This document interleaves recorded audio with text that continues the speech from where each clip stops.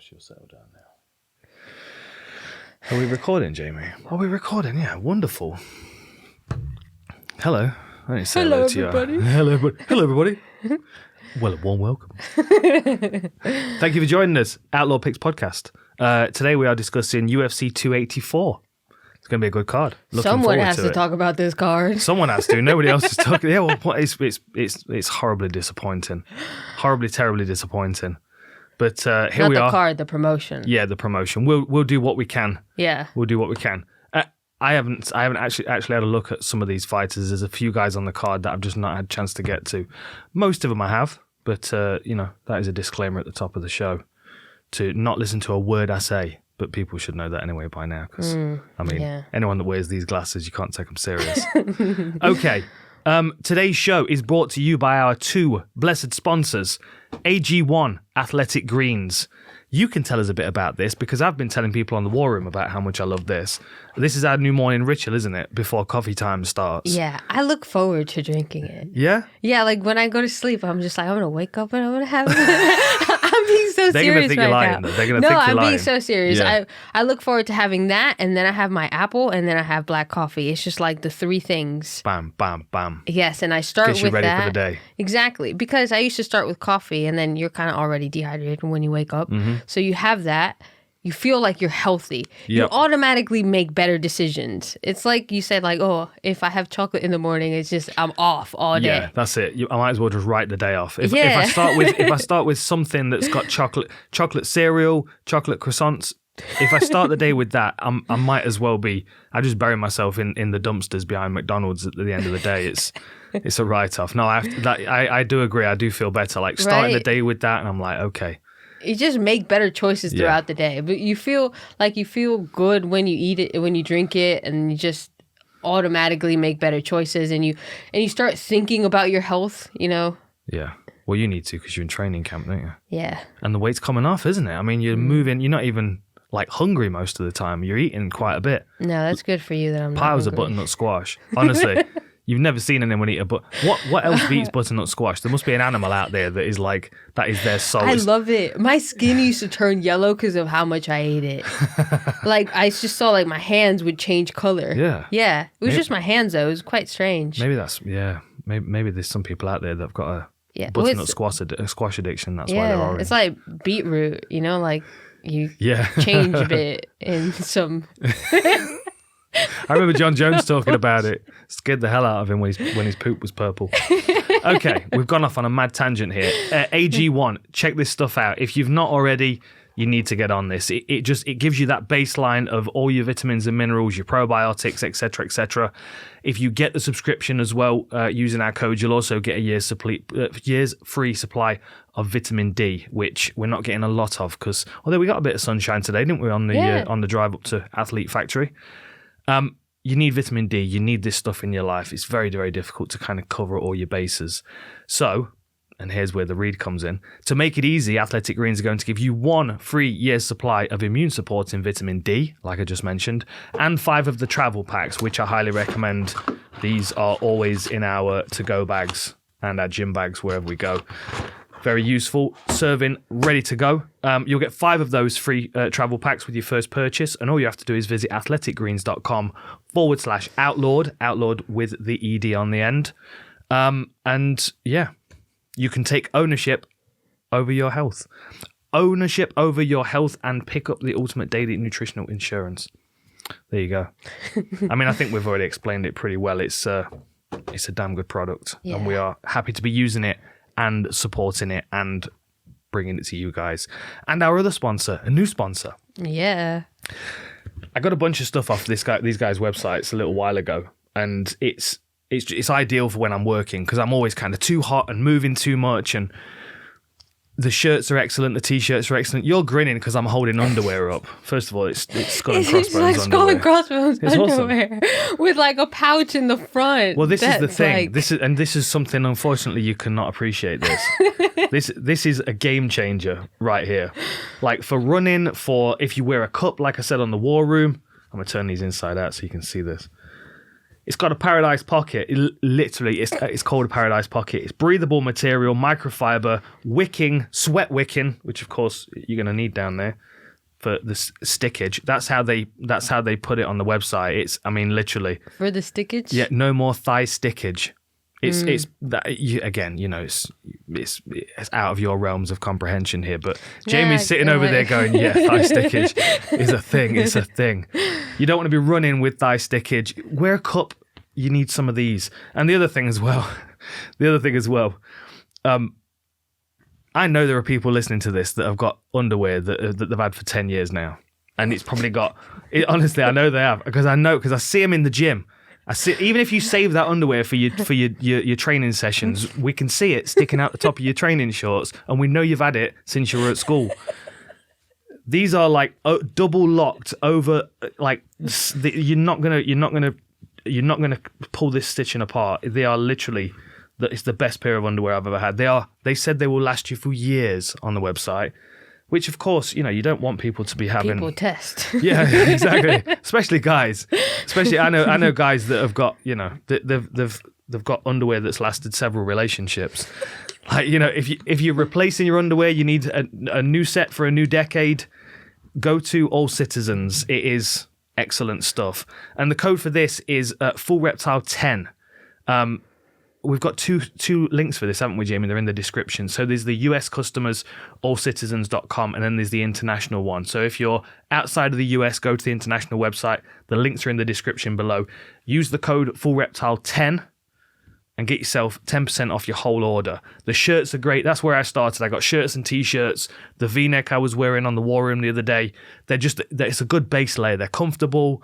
They are ideal for putting on right after the gym or going to work when you don't want to be wearing something that's like restrictive, especially some of the suit jackets I wear. To have a nice light shirt underneath is ideal. And of course, no stickage. No stickage. I should kind of put these. I feel like we should have a flagpole in there. I could put these on a flagpole. It's the skull and crossbones, isn't it? Here we go. Look at that. That's awesome. The only problem is I can't see the tabs on my screen now because of the waistband. Oh, I see. But the stitching on this waistband, it will last longer than the 10-year-old underwear that you're wearing right now. Throw them out, buy yourself a new pair with some skull and crossbones on. Okay. Should we talk about some fights? Yeah. Oh, Fedor's retired. 46, was he? On his last fight? Yeah. We've been watching some old fights, haven't we? We watched Pride Final Conflict. Honestly, I have not enjoyed a fight card as much as that in a long time, and I've watched that event a lot. I've watched it over and over again. Krokop, Vanderlei, and Josh Barnett Nogueira. Yeah, sick fights. Amazing. Sick fights. Both of them. I feel like watching them again now. Plus that arena. Oh, the Saitama Super Arena. Yeah. And how they're like, just everything about the show itself well, is you can awesome. tell we're Pride fans because of the way that we've kind of stolen the... That's Owen's design. It's fantastic. I love it. I want it on a T-shirt. Okay, so we're talking about UFC 284, aren't we? Yes, we are. Right, where are my notes and where's my fight card? So, are we going off the Tapology one, which keeps shifting? Yeah, but I think because, well, today's Sunday, so it'll be the final shift. Will it, though? Unless fights get canceled, I feel like that's see, going to be this the is the order. thing. Because it usually does that with pay-per-view cards. They shift until like the Sunday of fight week. So you reckon it's locked in now then? How similar is it to the Wikipedia one? Like, why is this just not up somewhere? Like, this is the order. Like, Because then you'd have to have a decent UFC website. Oh, of course. Yeah. The amount of fights that weren't on Fight Pass as well was frustrating. Anyway, so have you got Zubaira Tukhugov against Elves Brenner as the first fight? This should be a fun one to kick the card off. I'm surprised this is not a bit higher up on the card, to be honest. Yeah, it was the second fight before I got shifted. Was it? Yeah. So, of course, Zubaira is one of Makhachev's teammates, isn't he? Very aggressive fighter. His fight against Hamos was a lot of fun to watch. And Hamos is really good as well, yeah. But it was kind of like, I don't know whether it was more, because Tukhugov seems more of a striker than a wrestler to me. He does have wrestling, he does have grappling, of course, but whether he chooses to strike or whether it's just the part of his game he's more confident with. But he's got nice striking, nice clean striking. Hands are quite low, quite confident in his head movement, but does fall into his wrestling sometimes as well. But it seems to exhaust him more than it does his striking as well. You know what I mean? Like with Ramos, anytime he had to clinch up with him, it seemed to. Yeah, but Ramos looks like he's pretty strong for the weight class as well, and I just see Tukhugov to be just. It's just different when you're used to striking all the time and then you go into a clinch situation and then you break free, how tired you feel, especially when that's something that you constantly do. And that's what he does. He has constant pressure. He uses his jab. He comes with a 1-2. But I think it was in the last fight with Ramos that he started working with the Khabib team. Right. Yeah, I don't think he was with them the whole time, if I remember correctly. Okay. It was something that that is new. And you saw. I thought he was one of the ones that jumped in and smacked McGregor. He was. He was. He was one of the two that ran to the cage and tried to hit McGregor after the Khabib fight. Yeah. He's been with them for a while, I'm sure he has. Okay. Maybe he just didn't spend a lot of that training camp with them. But he's the thing I noticed, which I think is going to be useful in this fight, is his pressure up against the fence, but his patience as well. Mm-hmm. Like there was a couple of times against Ramos, he started to get a little bit chaotic, like he ran onto that spinning elbow, which was a real nice shot, and that really kind of dazed him for a second. But like that, having that patience and that pressure, and maybe the wrestling to, discourage his opponent from wanting to grapple, because I would expect Elves to want this fight on the floor, really. Yeah. Stack him up against the fence. He's got quite wild shoot box style striking on the feet, closes range quick, takes him down against the fence, works ground and pound. I don't know if he's going to be able to do that against Tukhugov, Yeah, it's just not as slick. He's from the Diego Lima Chute box team, so it's kind of like a same team. Yeah. Oliveira. Yeah, Oliveira was in Makhachev. his corner for his last fight, wasn't he? Yeah. So A lot of fun to watch. I tell you what I did like, if he does get in top position, or even if he's up against the fence, those little smash elbows that he uses. Like he doesn't really wind up, you know what I mean? Make them dramatic. He tries to make them short and painful. Yeah, but then sometimes he's doing that and he'll like fall back for a submission. Like constantly put himself at risk. Yeah, he did. He went for an ankle lock. Yeah, an ankle lock. And then he's in the bottom and he's not trying to get up very quickly or going for, like, I know he has 11 subs, but it's mostly from like top pressure getting the subs. Not so much where you'd feel like very comfortable with him spending time, especially against Tukhugov. Yeah. That he'll keep himself safe. It's 3 5-minute blocks. It's not like you have, let's do 15 minutes of jiu-jitsu and see who gets a sub. It's 3 5-minute blocks, which if you can get the fight to the ground, then, it's not that much time in there. Do you think he can? Do you think he can take Tukhugov down? I just feel like with his movement, with Tukhugov's movement, especially when he's going to try like swing, he's going to be able to slip and counter a lot of an angle change and even get takedowns of his own or kind of like frustrate him. She's walking around kicking my headphone cables. She'll settle down in a minute. He's got 100% takedown defense. I don't know how many people have tried to take him down, but he's been in the UFC a long time. So I'd imagine he's had a fair few attempts on him. I'm going to have a quick look now. So quick tale of the tape for these guys. So I've got 20 wins, 5 losses and 1 draw for Tukhugov, and 13 wins and 3 losses for Elves Brenner. 1-inch height advantage for Brenner. We don't have a reach stat for Brenner right now. But Tukhugov's is 68 inches. Which seems kind of short. I would imagine he'd have a longer reach than that. We can't really compare the stats, but 100% takedown defense with 2.46 takedown attempts per 15 minutes. Yeah. Let me see if anybody's taken him down. Moicano might try to take him down. No. I wonder how many takedown attempts there's been. I'll have to have a look into that. I didn't think of that before the show started. 100% takedown defense always suggests that they've not had that many attempts on him, but I don't know if that'd be the case for him. Anyway, which way are you Brenner going? has 11 subs, 6 arm bars, 3 rear naked chokes, a guillotine, and a triangle. So a little selection. Yeah. I just like his striking. It's quite reckless, and Tukhugov don't mind mixing it up either. So should be a good little banger to start the card off. I think Tukhugov beats him though. Yeah, me too. Just pressures him up against the fence, beats him up, maybe ties him up against the fence, takes him down a little bit. Especially because I felt like he just came from fighting Ricardo Ramos, which is a really tough opponent. He was due to fight Joel Alvarez, and Alvarez pulled out. He's had 3 cancelled bouts according to Tapology. Yeah, one was because he struggled with a weight cut. Right, Landwehr. Yes. And that was Landwehr. It just says that he withdrew against Lucas Almeida. It says botched weight cut. Yeah. That don't sound good, does it? You don't want that on your record.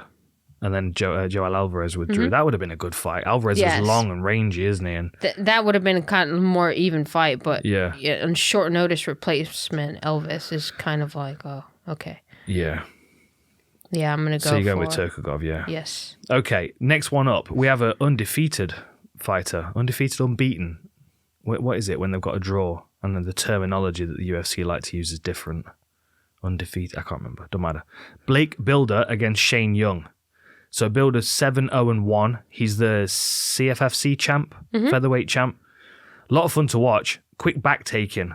Climbs up people, takes their back. He did it to Alex Morgan. I saw him doing it to, was it Carvalho as well? Dropped him with a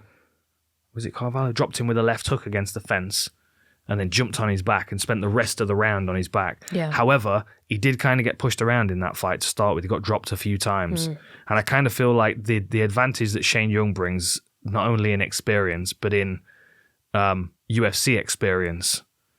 Do you know what I mean? Yeah. Like, I know he's fought on the Contender Series, but there's a difference between from Contender Series to UFC 284. Yeah, of course. You know what I mean? Yeah. It's going to be a big step up, I think. And although Shane Young's coming off a couple of losses, I do feel like he's capable of being a UFC level fighter. You know what I mean? It's not like he's out of his depth. He has good fights. Like against Omar Morales, he had a good fight. He was fighting someone that come down from a weight class above. And Ludwig Klein, the guy that beat him before, but Ludwig Klein and Omar are both really good guys. For sure. And Ludwig Klein missed weight, didn't he? He was like 5 pounds overweight. He also had a cancelled bout against Nate Landwehr. Landwehr tested positive for COVID. Remember those days? I've almost forgot. I tell you what I did like, though, because I remember calling the fight against Rolando D. He slipped a wild right hand. Rolando D was backed up against the fence, and he pitches this right hand, and Shane Young just backs up and smashes him with an elbow, like slip counter elbow. You don't see that very often. The other thing as well that stood out to me, and he stuck him out in my mind because of his presence in the check-in room and the weigh-in room. So where was it? Was it Singapore? I'm pretty sure that fight was in Singapore. Everyone was sitting in the room where they bring everybody in before they all start the weigh-ins. Yeah. Everyone's there. They're on weight in the mornings, or they start to gather and they go, all right, okay. And then everyone gets weighed in, and then you have to come back a bit later on the day for like a show weigh-in. You know what I mean? A bit later on the day.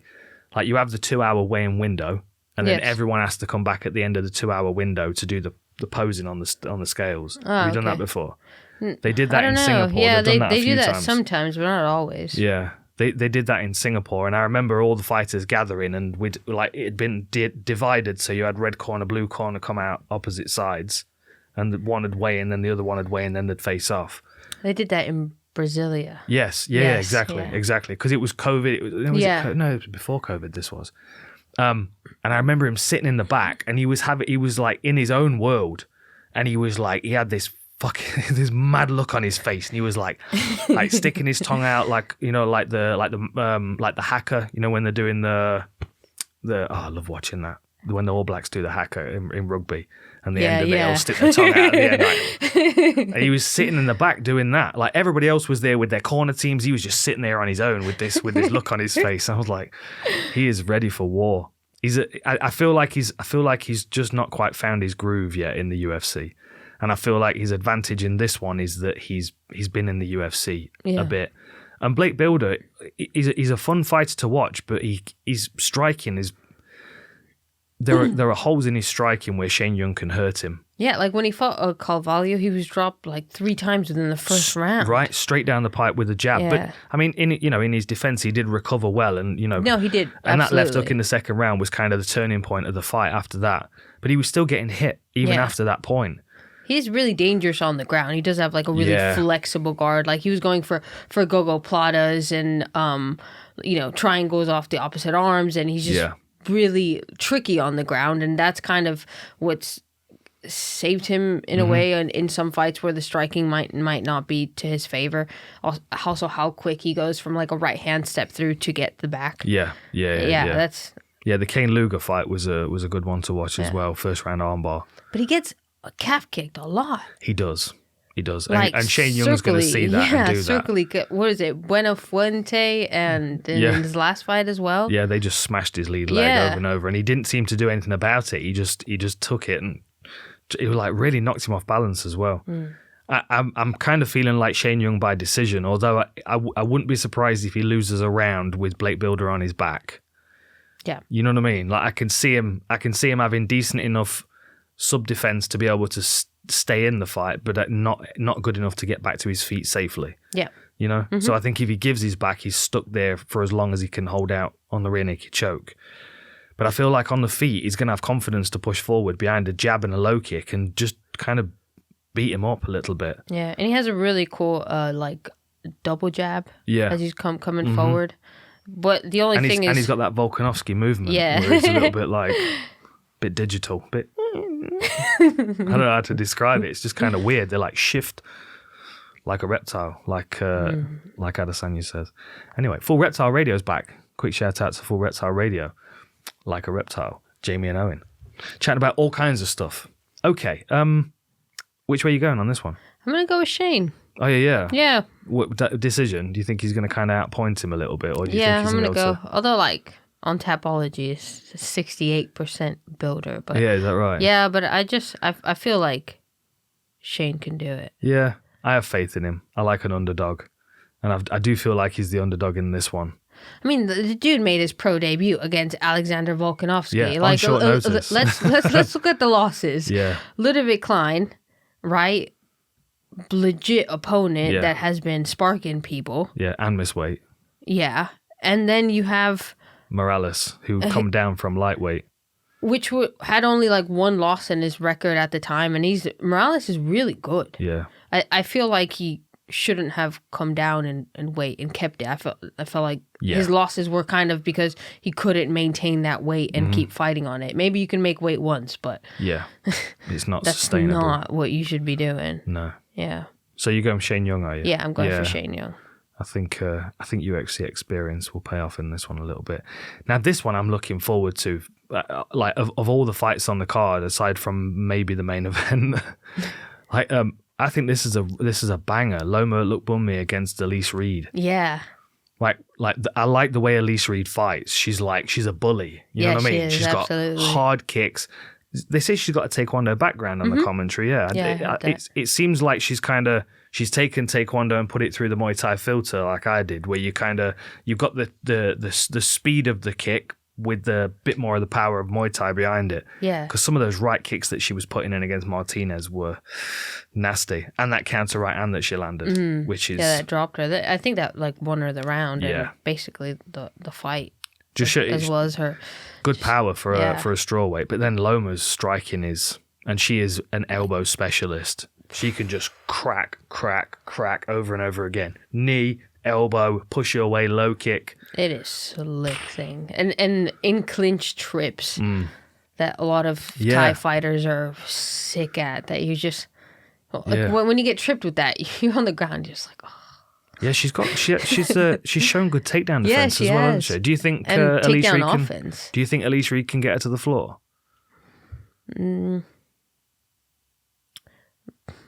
Maybe, but I feel like Loma has improved massively because she did start in the UFC with not really a lot of MMA. Yeah. Like background or experience. It's just the fact that she's been training at Tiger Muay Thai has helped her. But it wasn't like I've been an MMA fighter for a while and now I'm going to the UFC. It was She was kind of brought into the UFC as a Thai boxer and learned MMA while she was there. Exactly. Yeah. And I wonder how she'd do in one championship because she's naturally an atom weight.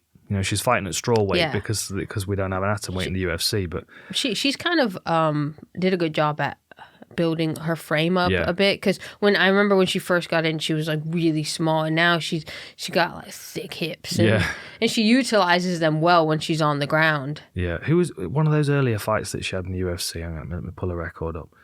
It was one of the fights in Alexandra Albu, her first fight in the UFC, Singapore, Albu was like grabbing her shirt and like pulling her. Didn't she like take it off? Yeah, like, she was really angry about that, the way that she was Albu fighting. is like fitness model 101. Yeah, she was a little powerhouse, she is. I feel like Elise Reed looks a bit like Tilda Swinton. Oh yeah, I can see that. Yeah, a little bit more scary though. And Tilda Swinton's like kind of scary, but Elise Reed's definitely more scary than her. So I do a quick tell of the tape. I don't know if it was in the commentary or something, but it said that Elise Reed had owned her own school by the age of 25. 25, yeah. I was just like... Yeah. I wouldn't know what to teach people at 25. Quick tell of the tape. So Loma Lookboonmee is 7-3. Elise Reed is 6-2. All these records are based on UFC stats as well. So if something's off by a fight, it's not my fault. I completely discount myself from any kind of blame of getting the records wrong. I'm literally reading them off the website. Sometimes they count like the final of the Ultimate Fighter and stuff, don't they? And it's it's a different record to everywhere else. But anyway, 2-inch height advantage and a 2-inch reach advantage for Elise Reed. Higher striking output, of course, for Loma. Higher striking accuracy. Better striking defense from Elise Reed. Loma is actually leading on the takedowns, 1.8 per 15 minutes. 47% accuracy and a 74% takedown defense. And then Elise Reed's got 50% takedown defense and 100% takedown accuracy. But of course, that's based on, less fights than Loma's had. Yeah. Loma incorporates those, she kind of mixed body locks with Muay Thai, like sweep takedowns, which is just great because it puts her in a good position and she causes damage immediately. She's on the ground, she's elbowing you. I wonder if she'll try and catch some of the kicks of Elise Reed with them being so powerful. Because it might be a bit risky to. I mean, of course, she's gonna be good at catching kicks, in but like elbows. Yeah. But she might be able to catch that kick of Elise Reed and take a base leg away to like discourage her throwing many more. Yeah. I'm looking forward to this fight. I think this is gonna steal the show, to be honest. One thing that like kind of that I like but annoys me about Elise Reed is when she's in the corner and then she's like, oh yeah, I can do it. And sometimes I'm like, yeah, do that. And other times I'm like, just be quiet and listen to your coach for like 10 seconds because he's giving you really good advice. And you're just like, yeah. I'm like, yeah. I think it's Demetrius Johnson does that. I'm sure Demetrius Johnson has a conversation in the corner. Like, you should be more tired, dude. You should be more tired. Like, it's like his lungs must be like 50% of his body weight. He was always the same. He was like, yep, okay, yep. I'm like, I can't hear listen if you're saying yeah. Yeah. But like, it's kind of like a double-edged sword because one, she's like, yeah, I'm gonna go and I'm gonna like knock her out. And some people go to their corner and they're like, oh, that was harder than I thought. Especially if they had a bad round. Yeah. But she goes and she's confident about it. I just wish she would be like listening the first 30 seconds and then thanks for your advice. Just because you might get something that's good advice, which her corner does give her.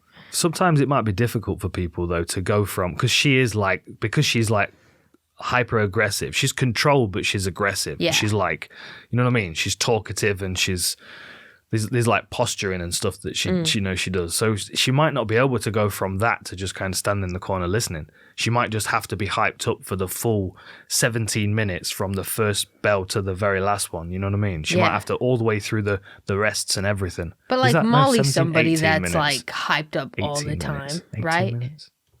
First round, minute, second round. No, 17 minutes. Yeah. Yeah, only 2 rests. Yeah. But like Molly's somebody that's like hyped up, and she can listen in. Yeah, but between. But that's the thing. Like Molly knows when to rev the engine. You know what I mean? Yeah. She knows when to give it up. Fucking come on!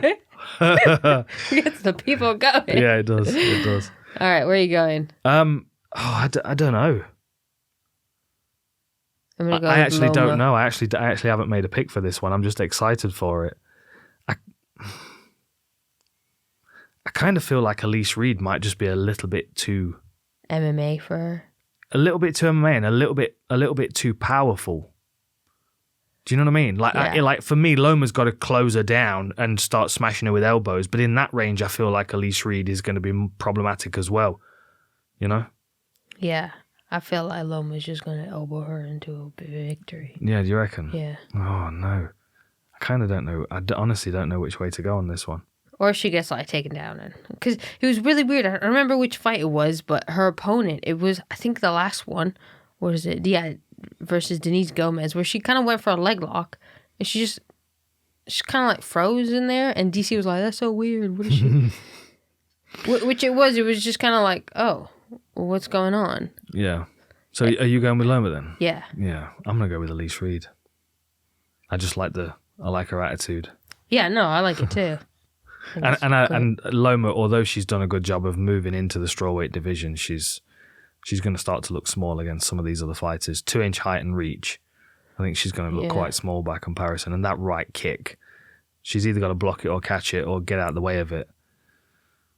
Because it doesn't matter where it lands, it's going to hurt. Yeah. Okay, yeah, I'm going to go Elise Reed with that one. So, next up on the Tapology page, Jack Jenkins against Don Shainis. I was trying to say this earlier. I don't know why. It just throws my eyes off because there's two I's next to an N. Shainis. There we go. Shainis.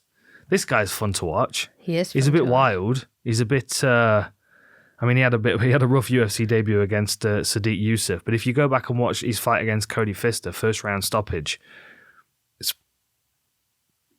I think he's problematic. Yeah. And I don't know what the deal with Jack Jenkins is, but Dana called him a one-trick pony, didn't he? Did he? Yeah, if you search YouTube, there's a few different interviews where it's like Dana don't like this guy, and Dana called him a one-trick pony and stuff. So I don't honestly know why, but he seems pretty good to me as well. I don't really know much about these two guys, to be honest. I watched the finish of the Contender Series fight, but I didn't get to see much more of Jack Jenkins. Yeah, so Don, I think, used to be part of the Glory MMA. Okay. Yeah, and which is something that I just really like, how he's like aggressive to get to fight to the ground and then goes to the back, looks for a rear naked choke finish or looks to ground and pound. And it's just that like aggressiveness, that coming forward. And I think that didn't help him in his last fight because he was a little bit too aggressive into, unfortunately, getting like kneed a lot by quite a big opponent. But that's what I was talking about the other day, though, like how Sadiq Youssef was able to just control his head and he couldn't do anything about it. When he punched into the body to start. Yeah, he was punching, but it was like his arms were like too short. He was like T-Rex arming him. His height is just like big. Yeah. So you just need him. Like his arm length was not like reaching. Yeah. Like he was touching it, but not where you feel like, Yeah, he wasn't. He's like Rocky hitting like a dead animal with like a butcher thing. I don't know. You know what I mean? But it was a weird choice to go straight to body punches when he got clinched. Yeah, and he just like Yusuf's continued strong as well. Exactly. Right. Clamped onto him, but his fight against Cody Pfister was good, and that's where you see his his takedown, his ground and pound, and it's good sweeps as well. Yes, against Pfister and against Chris Lesioni. Oh, I didn't see that one. Yeah, which Lesioni is like a good grappler, so that's someone good to get sweeps off. But he's got like 8 first-round finishes as well. Yeah. He's just compact, and he's really able to put like downward pressure into his opponent. He pinches his knees, so they're not kind of going anywhere. And even though sometimes he looks like he's like a bit high on his opponent, it doesn't matter because he's just like a big compact ball. Yeah. He's got a 10-second flying knee knockout. But then unfortunately, if I look at the guy that he knocked out, he's now 0-3, and he's managed to amass, what's that, 2.5 minutes total fight time. So I don't know about that level of competition, but who doesn't like a flying knee knockout on their highlight reel? People don't really do highlight reels anymore. It used to be a thing back in the day. Yeah, people used to be like, if you were you weren't a pro fighter unless you had a business card, a banner, and a highlight reel. Like you needed all of those things, right? And paper business cards before you just tapped your phones next to one another and they somehow magically became lovers. I don't know how the shit that works. I need to stop swearing. I'm trying to cut down on it. I'm not doing a very good job, am I? No. Okay, which way are you going on this one? I don't really know much about these two guys. So Jenkins. Jack Jenkins. Yeah, he started kickboxing when he was 14 because his brother was like kickboxing, kind of got him into it. But he was also doing rugby at the same time, like rugby and MMA. So like one season of the year rugby, the other season MMA. And then when he was 20, he was like, I'm just going to straight up do MMA. And he, like he's trained with Volkanovski and stuff like that. So you saw that as he was coming into the Dana White Contender Series, 7 knockout wins, 3 subs, good calf kicks, good leg kicks. He actually has a victory by second round leg kicks. Nice. What's his takedown defense like? Oh, I don't know, because it wouldn't really show, would it? Because he's coming off a Contender Series fight. Yeah. He's good timing on the takedowns, though, with ground and pound and good heavy, head pressure that you see a lot. But I'm really just not too sure about this fight. Well, let me do a quick tell of the tape. So we've got 10-2 for Jack Jenkins, 12-4 for Don Shainis. Is that a different record to what it says on? Yeah, I have 12-4 on my... Yeah, 13, oh no, hang on a minute. Where are we? Yeah, it's 12-4. And what did I say? 12-3. No, 12-4. 1 inch height, 1 inch reach advantage for Jack Jenkins. Yeah, I mean, the stats aren't going to give us too much because they've only had 1 fight each, and Don's was... Jesus, he has a victory over a guy who's 16, 100 and 104. What? Jay Ellis, 16, 104 losses. Who does, Don or Jack? No, Don. My goodness. 104. Well, I hope he went... How many times you got to fight to have that? Yeah. I hope he went to school and got qualified to do something else, because MMA is not his thing. The thing is, right, so his record when they fought, when he was 9-3, his opponent's record was 16 and 104. Yeah. So what's his record now? Oh, it's 16 and 106. He's lost 2 more since. So he still didn't learn his lesson. Look at that. So he's got, hang on a minute. So they're all first round finishers. And then he's got 2 boxing fights. One's a first round finish, one's a 4th round finish. He got armbarred and rear naked choked.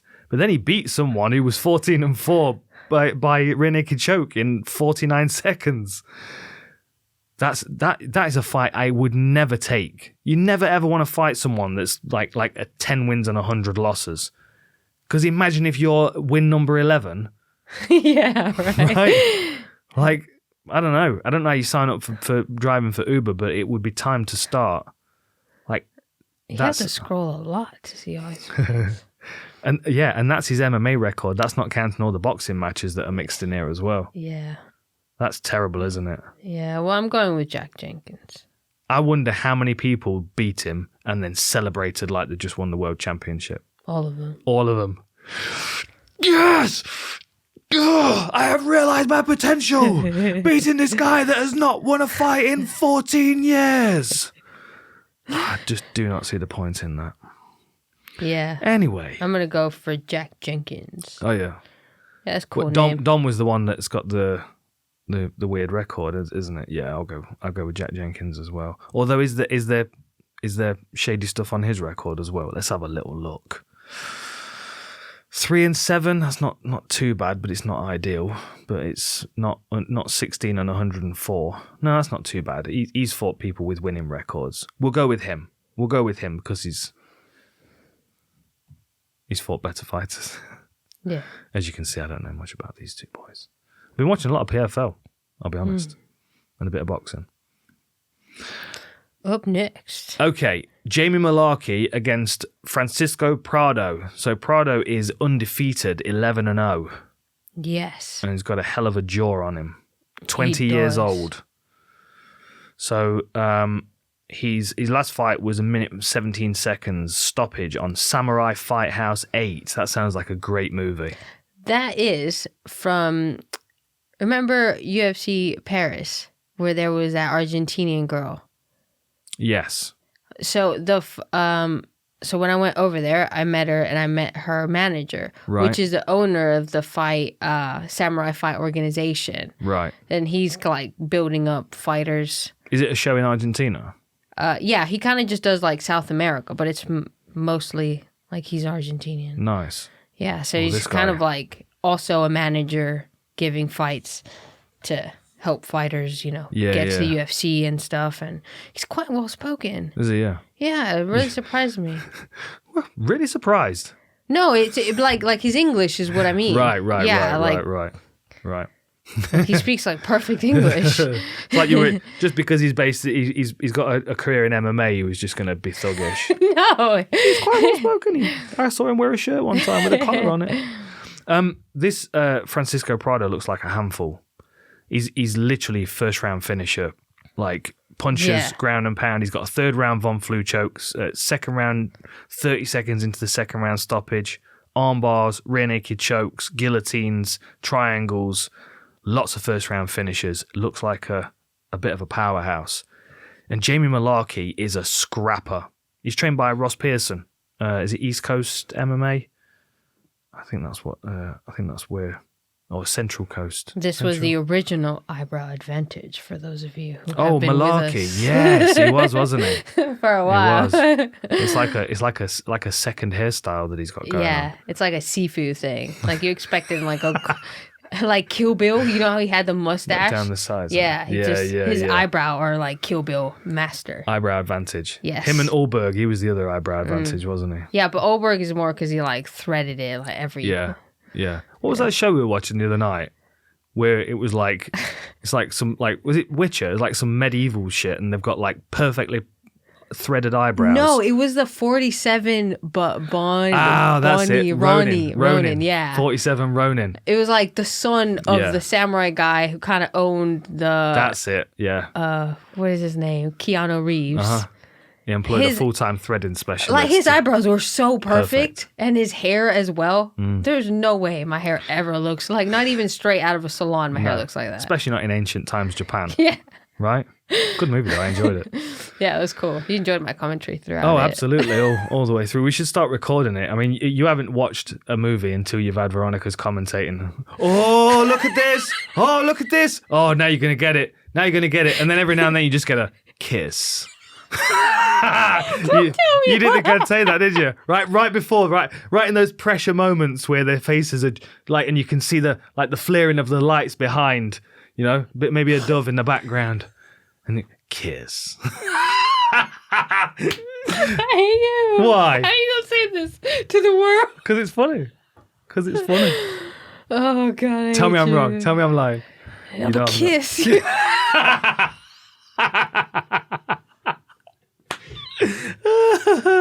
It's hilarious, honestly. I'm actually like now going through my list of favorite movies to what can I watch again and turn Veronica commentary on. It's a whole other experience. You will love it. We should start taking requests in the comments. I think Big Lebowski would be a good place to start. It's one of my favorites. You just sat silently through Fear and Loathing, just like you were completely confused by everything that was going on. I was so confused. I was like, what is that? I didn't even understand, like, 99% of the drugs they were talking about. I've never heard of any of that in my life. It's probably a good thing. I had to keep Googling what that is and what that did. Yeah. All right, listen. Francisco Prado. Yes, what about him? Tell me. He's a late replacement Scouting for report. Haqparast. Oh, that would have been a good fight. Yeah, so Mullarky Haqparast. He's like late replacement. I was gonna ask you about this. This is like, I don't know why I did that. Because it's serious. But like between rounds, they put up his nose and they kind of make that like Penelope Pig nose. Like that. Is that? Yeah, I didn't want to do it just in case, you know. Helps you breathe. Is it legit? Yeah. It's a similar thing to those nose strips that they put. Like it widens your nostrils, I think. I don't know if it works for everybody. Okay. But I think some people get a benefit from it. It doesn't really work for me because my nose is all kind of crooked inside anyway from being smushed in the face over and over again. I was going to ask you because they do that to him. Like, I saw it like between rounds. And I was like, That's kind of weird. That would just hurt my nose. Like, that's uncomfortable. Whatever. Anyway, he incorporates really good double legs against the fence, great awareness of opponent being like unconscious. Yeah. That makes sense. Like, stops himself. He stops himself and stuff. But I just don't think the type of opponents that he's had can really do anything like Mullarky can. Yeah. You know, like Mullarky's a handful. Exactly. He's just the fight of the night against Brad Riddell in his UFC debut. Yeah. I mean, he's good. What a fight that was. I mean, all Brad Riddell's fights are fun, but that was an absolute scrap. His win over Karma Worthy was impressive as well. 46 seconds that was. And that tie clinch and knees and elbows and lead hooks, I think is just going to be. I just think he's going to be too much for Prado. Yeah. Yeah. Just like Prado can come in against a lot of people, and I'm not saying he's not good. He's only 20 years old. He's been training since he was six, and he's aggressive and he wants it, and he can always just land a shot because he's very powerful. But technically wise, I just feel like Mullarky's way, way, way ahead with feints, with heavy calf kicks, like those knees. And he's durable enough to withstand a fast start, heavy first round. Or at least, we've seen him in the past. And cross to high kick. Although when Turner caught him, and Turner, he's one of those guys that is going to be fighting for the belt. For sure. Sometime soon, I believe. He's such an awkward height and reach for his weight class as well. He's really calm with his shots. He picks them. He's really high level. Yeah. And it was like Turner caught him with a body shot, and he hit it so well because you could just tell that hurt. But he just kept I'm like, bro. Yeah. You keeping that, especially because he was due to fight. Hakparast. I want to say Nasparat every time. Hakparat. You just take his two names and just smush them together. Yeah, there's Nasparat. There's a lot of RAS and T's. Nazrat Hakparast. Yeah. Nasparat. You can't just take someone's name and we'll lose some of these letters. You don't need two names. That's greedy. We're just. Why not? That's like calling you Varadi. All right. All right. If it sounded as good as how good I did that, then I would be like, yeah. Okay. Next time I see him, I'll ask him if he's all right with what do you call him? Nasparat. I'll ask him. He might just decide that that's the way to go and change his name. Well, you know what? It saves me a lot. Imagine him being a kid at school trying to write all those letters down. Right. Imagine if you were or dyslexic. Signing his UFC posters. Imagine how quicker that would be, Nasparat. Go on. Yeah. Yeah. Imagine if he was a dyslexic kid with all those A's, S's, R's, and T's. Yeah. Just be Nasparat. There you go. Fixed it. Fixed your name. So you're going with Jamie Mullarky, are you? Yes. Me too. Yes. Okay, right. Kleydson Rodrigues against Shannon Ross. Yes. So, let me just go on. Take a moment to highlight Michael Bisping saying Turkish delight and had nothing to do with Turkish people, and it was a candy bar, and that he was not racist. Just I was like, oh, dude, be quiet.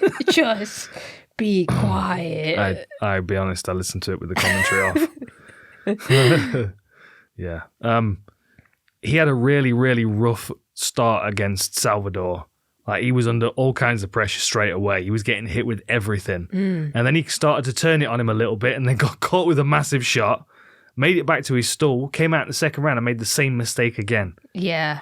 He was just kind of peppering shots because he couldn't put him away, but got kind of, I don't know if he got bored or felt like he couldn't really do the impact that he needed. So it just looked like he switched off a tiny bit while he was in there. It was an odd fight. It was fun to watch, but it was a bit of an odd performance, especially because he just made the same mistake twice. And Salvador was an absolute handful in that one. He was he started at 100 miles an hour.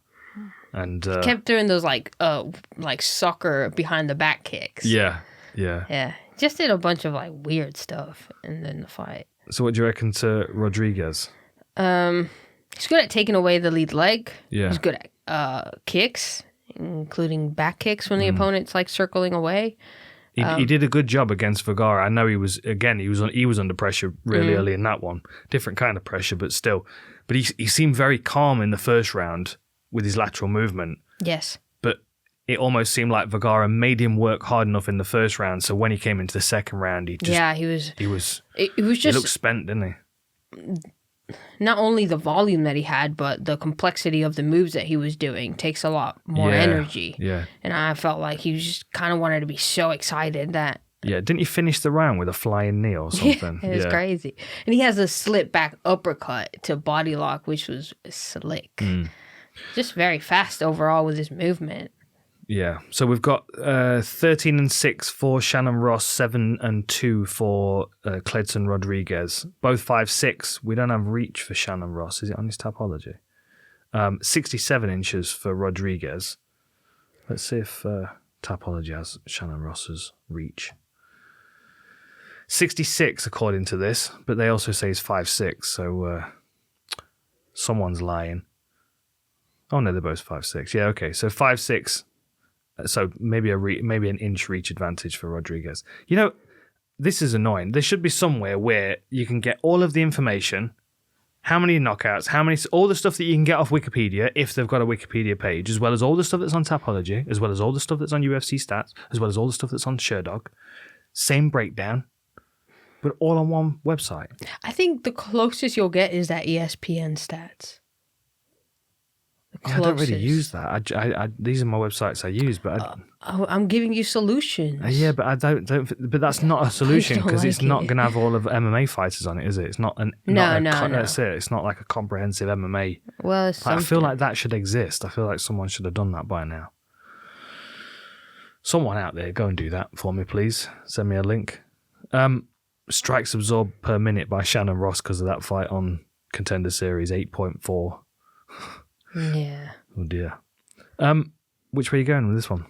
I think Rodrigues can do it. I think he's going to be just like, he kind of got that out of his system. Yeah. And he's just going to be a bit more calm and just kick his way to victory. Kick his way to victory. It'd be interesting to see who takes the front foot, to be honest, because Rodrigues seemed quite comfortable on the back foot until he got too tired. Yeah, I just feel like he'll manage his energy a lot better this time. Yeah. Hopefully it won't be like, because he has to travel all the way over there. Hopefully it won't be like a bad weight cut. You know? Yeah. That's always like a factor in a fight. Yeah, what's the distance from... Like 125. Argentina to... I wonder if that's a direct Brazil. flight. Oh, is he fighting out of Brazil? Oh, he's Team Nogueira, isn't he? Yeah. You're thinking about the previous fight. That was Argentina. True, yes. Yes, I was looking at the wrong flag. I wonder if is that a direct flight, or would they have to fly to, like, LA first? No, there's no way you get a direct flight. You not think? No. That's a lot of travel, then. Okay, we moving on? Yes. Did I make a pick? I think I did, didn't I? No. I think, I don't know. I don't really know. Rodrigues, I guess. I'll take Rodrigues. He can have my stamp of approval for this one. Okay, now this one should be a fun one. Josh Culibao against Melsik Baghdasaryan. Culibao came into the UFC on short notice and fought Jalen Turner and was massively undersized. He's a natural featherweight, and he's not a huge featherweight either.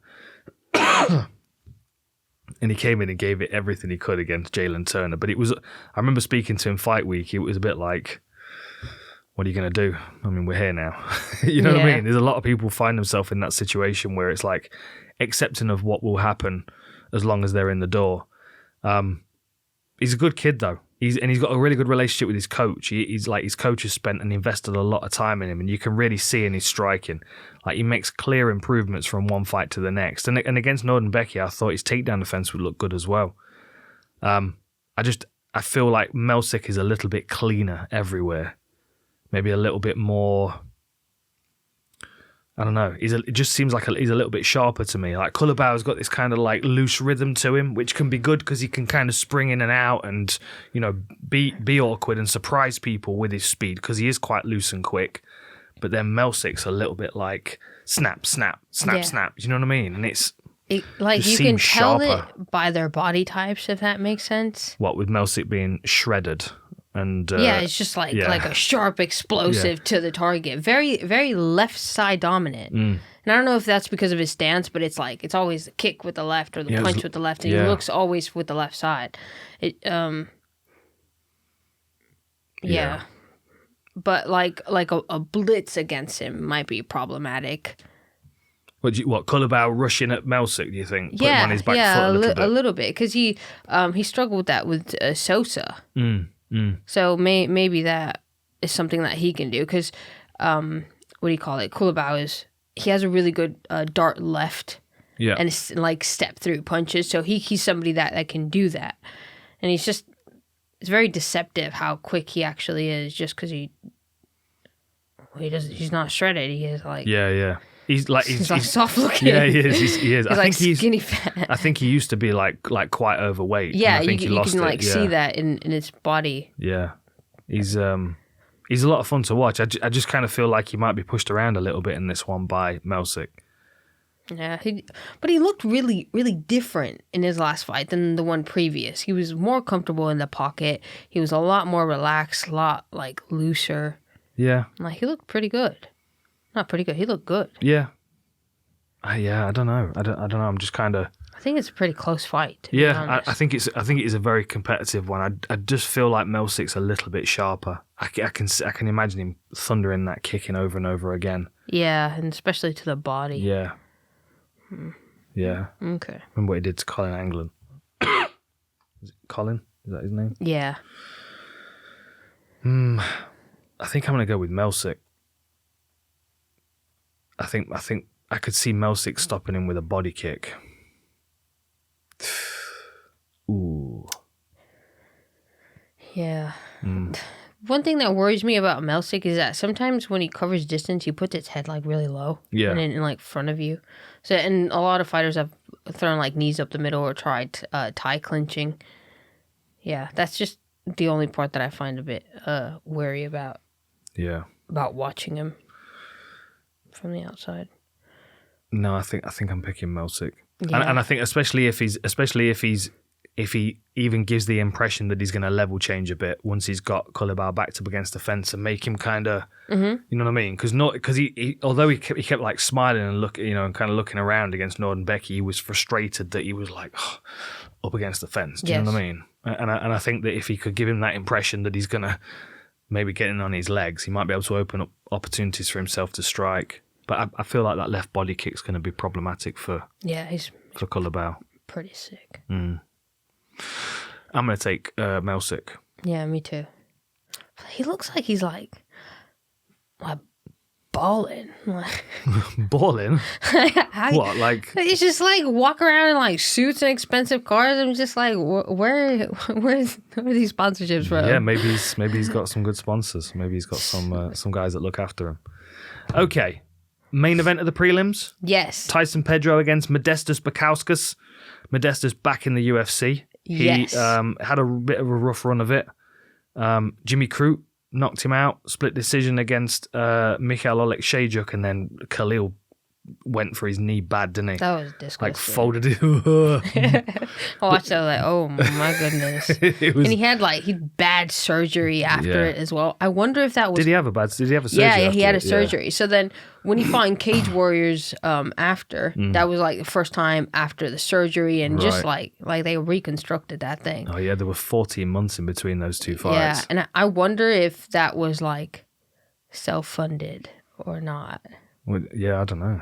If it was covered. Oh yeah, no, for sure it would have been.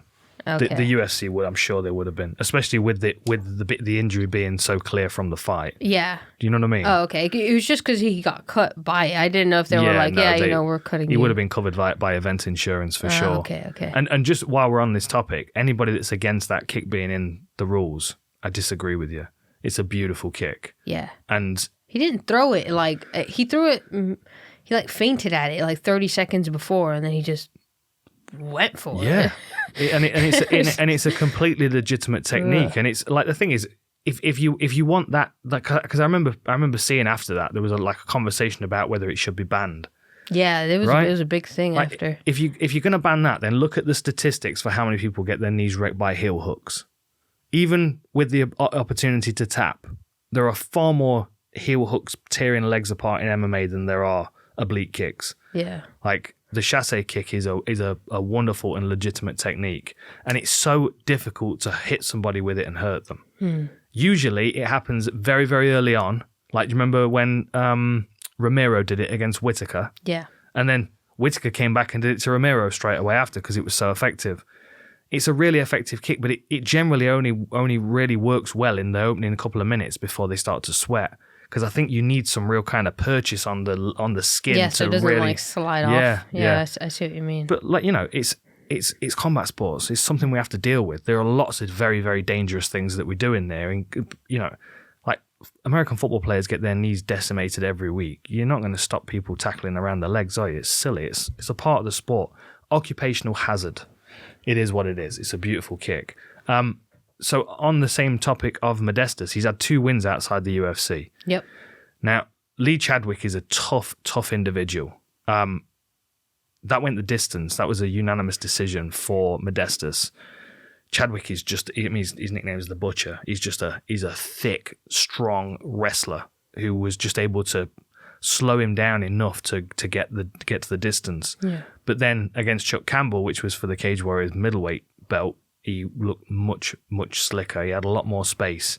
Ended up knocking him out with a really nice right hook at the start of the 4th round. Yeah, but against Lee Chadwick, it was the first fight back from like a major surgery, sure. You know? And I think it was good for him to get that 15 minutes, to be honest. Yeah, absolutely. You know? But what worries me about him is like 2 things. One, that he loves to spin like cold, like without setting it up. It's just, I'm gonna throw like really cool spin kick. Yeah. And 2 is like he goes backwards and you laugh because it's just, if I wish I could have recorded you saying this and then 3 years ago played it to you, because you were all about spin kicks from cold. You love a spin kick from cold. I think it's cool. Yeah. And I just want to be cool. Need that clip for my Instagram. Need that clip for the gram. It's not for the Instagram. It's for the crowd. Oh, right. You do anything spinning and the crowd goes crazy. Yeah. Yeah. Unless you look like Chris Weidman doing it and you end up getting your face caved in from it. It was still got the crowd spinning going. kicks. Like if you nail a spinning kick, then it gets played over and over again. But one of the reasons is because they very, very rarely land nicely. Yeah. All right. I get it. My main concern about Modestas going into this fight is that he's fighting Tyson Pedro. Yeah.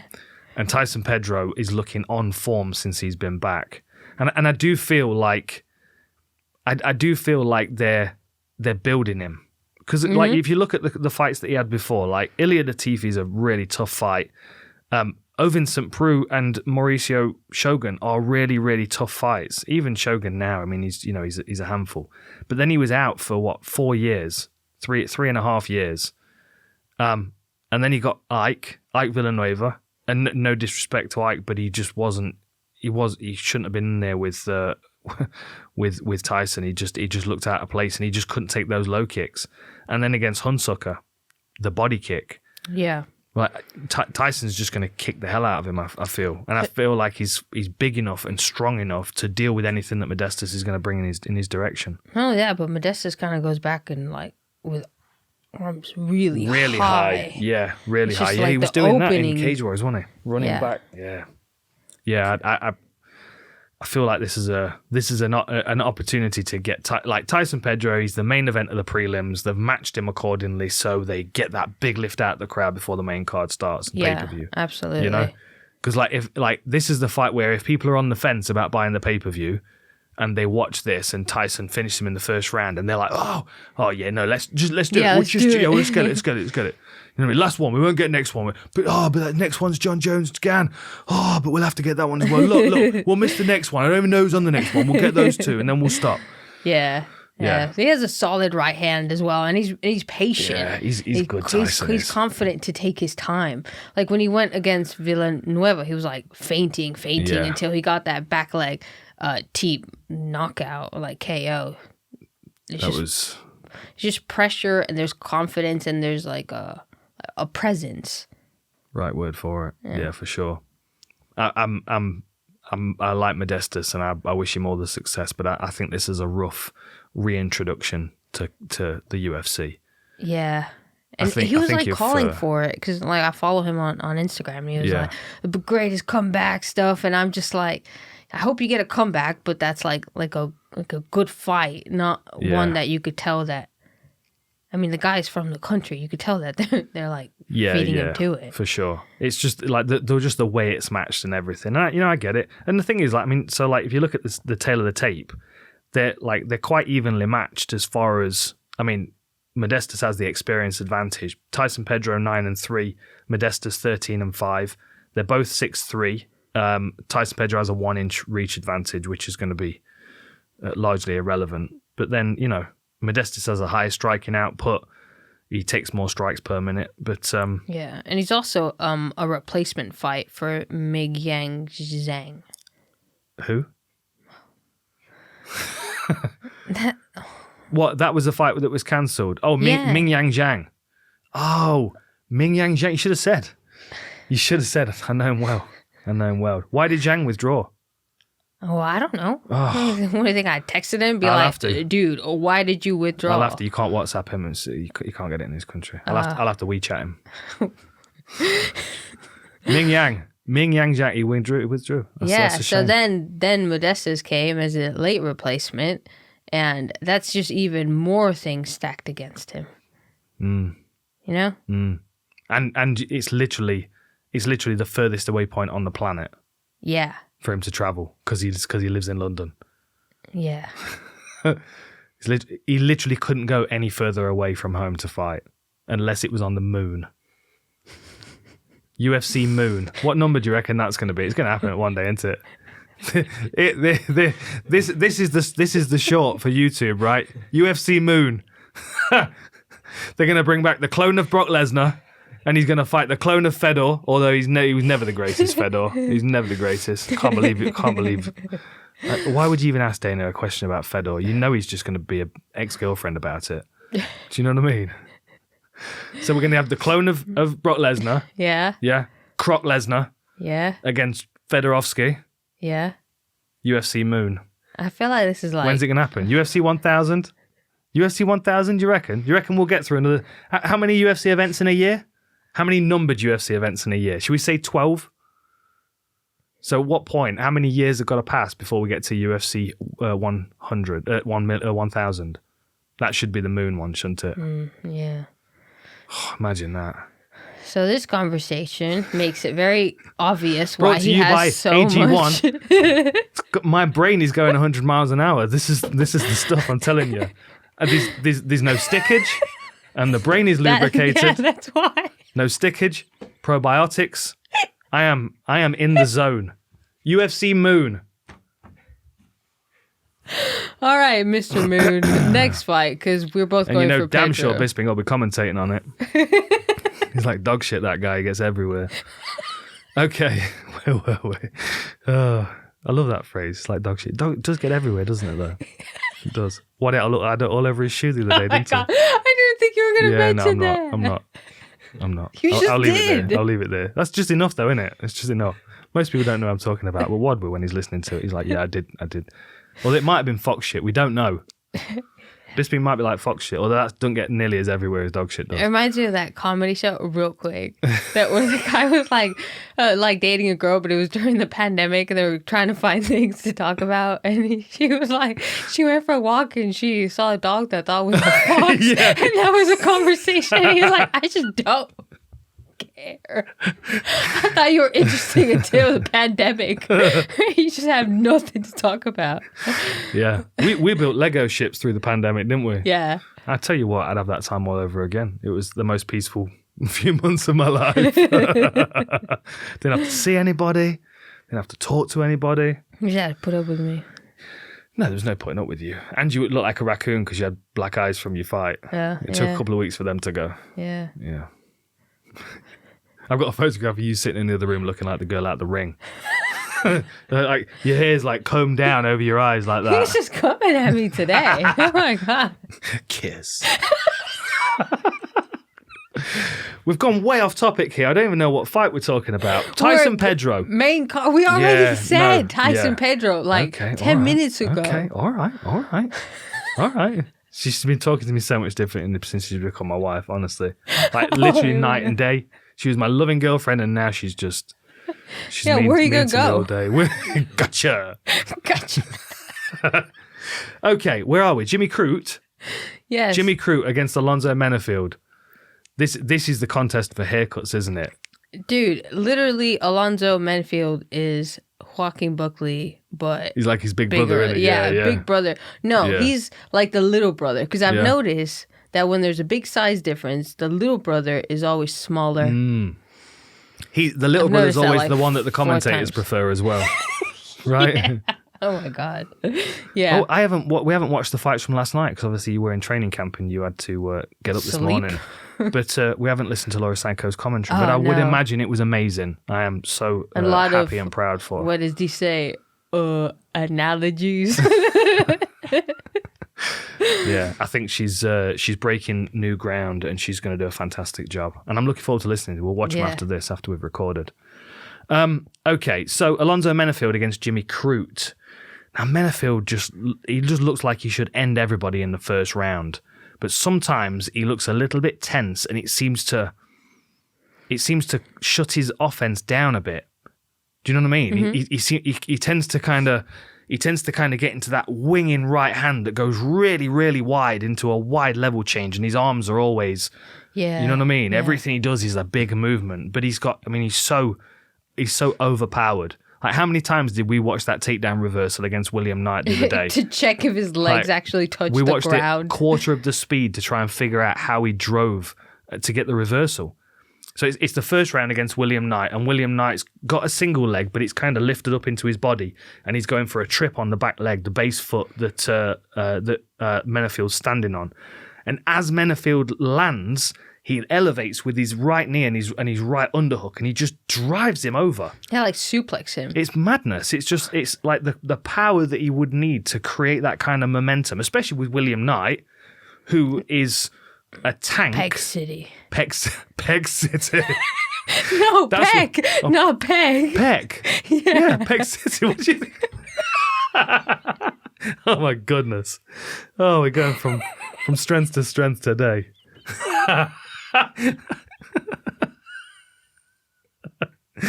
We should just leave just a little bit of silence here. Just you're the one that has underwear out talking about no stickage.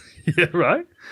Well, these are things you don't have to worry about, you see. The other thing as well about these is that they've got this grippiness around the leg, so they don't ride up. You don't like ridage or stickage. I'm out of both of those problems now. We have gone way off tangent again. He is incredibly powerful. Jimmy Crute got really hurt badly with one kick against Anthony Smith. We watched that a bunch of times as well, trying to figure out where the target was and how you do it again. Yeah, so you kept poking me. Yeah, trying to figure it out. It feels weird though, doesn't it? Like, just like jam your thumb in there. It does feel weird. It does feel weird. I like Jimmy Crute. I think he's had a couple of really rough fights. You know, I mean, like we saw what he did to Oleg Shayjuk and Modestas. Yeah, that was what was like ironic was that he hit Modestas kind of in the same spot over and over again, and then Anthony Smith hit him just one time. Yeah, but he kept going. Yeah, and he was like, and he was angry when they stopped it. He was like, "What? I'm ready!" And then his knee buckled, and he's just like, "Oh, yeah." Should have said that less excitedly. You got to smack your chest a few times, and then you know he was out for what. What's that? 8 months, and then he got knocked out by Jamal Hill first round. Yeah, which is currently the champion for sure. Exactly. I mean, that's what I'm saying. He's had a couple of fights that maybe was just a step too far. Because I mean, you look at like Kimura, Paul Craig. That's a big win. That's become a bigger win. You know, as the years have gone on. And Oleg The Lord guy. Mikhail Oleksiejczuk. Yes. Yeah, like the way he cycled takedowns. He went from one thing to another, and he had a body lock, and he kicked that leg out, and then he went to the other side, and then the other side, and it's just like that was really, really nice. It was as impressive as him getting a takedown on Anthony Smith after his knee went out. Yeah. I mean, and then took him down again. Yeah. I don't know about this one. I can see it going one of two ways. I can see Jimmy Crute being confident and pressuring him and landing good strikes, and Menifield being a little bit kind of flustered by it and clinching him and running him up against the fence and trying to take him down. And then it depends on whether Jimmy Crute can A, stuff his takedown, and B, land in a top position or an offensive position on the ground to start working submissions. Because like a Kimura is a really useful takedown against someone that shoots wide. Do you know what I mean? Because if he shoots into the fence and for a couple of seconds, Jimmy Crute's able to split his legs up against the fence and work on one of those arms. You know what I mean? I mean, it's a bit risky because he's split into the side away from the head. But still, I mean, with his confidence in his Kimura, he's got, he got Paul Craig with it, he got Oleg Shajuk with it in the first round. Yeah, but Alonzo has 85% takedown defense. And as DC likes to mention, every time, he watches a lot of NCAA. Yeah, he does say that. Every time. He watches a lot of wrestling. Just like, and he loves wrestling and he loves watching it. Yeah. Maybe it's because I watched his fights like back to back, so that I noticed that. And you wouldn't if you weren't watching them back to back. Yeah. So, you find that if you watch the old Jessica Andrade fights when Goldie's commentating. And Batista gave me Her nickname, Joe, translates to pile driver. Like, that's pretty good impression. On point every time. I love it. I miss the consistency of it, to be honest. It'd be good to have him back on a big MMA show again. Maybe that'll happen one day. Okay. I'm going to go Jimmy Crute. You know what? I am too. Yeah. I kind of feel like Alonzo Menifield might be able to just kind of smash him up against the fence and on the floor though, and not let him do much. But I feel like Jimmy Crute kind of hit a level, and he wasn't quite ready for that level.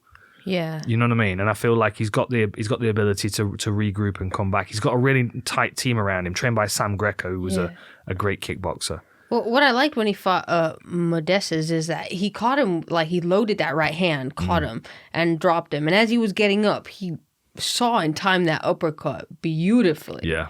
And that's that's hard to do. Yeah. Well, I know we're going back a fight, but Tyson Pedro did the same thing against Villanueva, didn't he? He dropped him with the low kick, and then he was like conscious as he sat down against the fence, and then got put out with that shot that he caught. And he did the same thing to Hunsucker, same position up against the fence. Yeah, I feel like I'm picking Jimmy Crute in this one.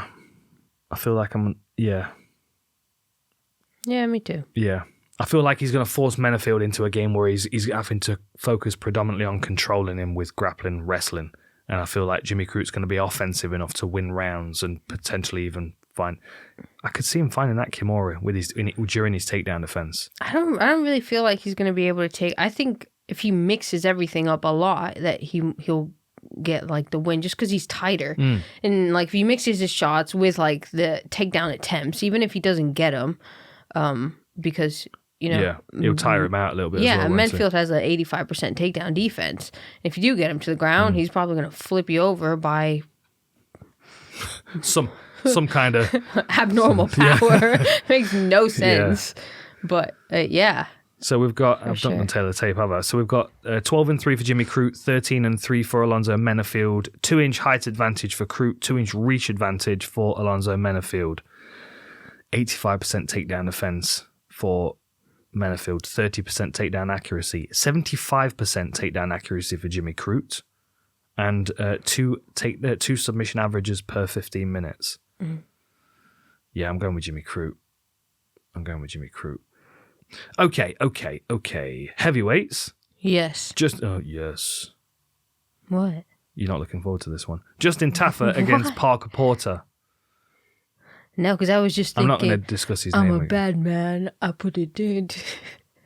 What's that? That era song where he goes, I'm a bad man.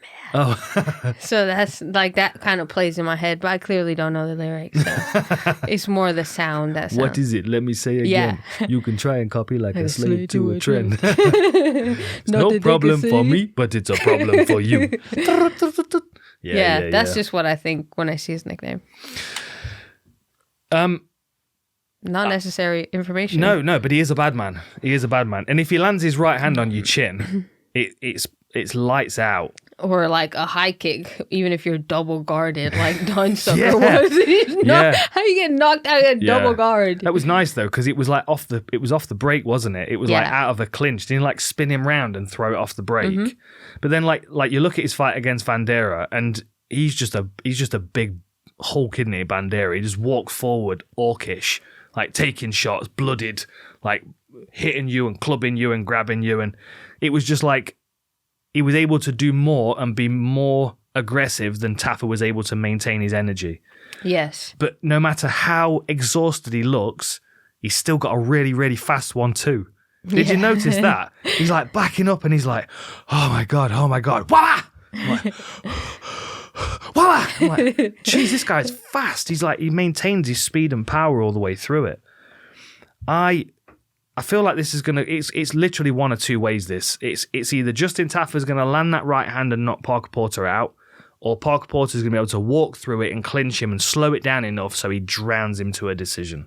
Yeah, I think the number 2 is more likely. You reckon Parker Porter's going to? Yeah, because he has like really good like body lock trips at the end of, I think it was his last fight where he like closed it and he clinched into the body lock, but he kind of just like went forward and laced the leg. And that was really nice. A lot of pressure and heavy pressure, which I think is just going to make Tafa exhausted and not really able to land the powerful shots that he needs the space for. I feel like if you give him like a clear set of mind of the fight, then he'll more likely look for these shots, but he's not super crisp with them. No. You know, and he's very slow compared to Justin Tafa. Yeah, which is like... he's going to get hit over and over again. I think Tafa's going to knock him out.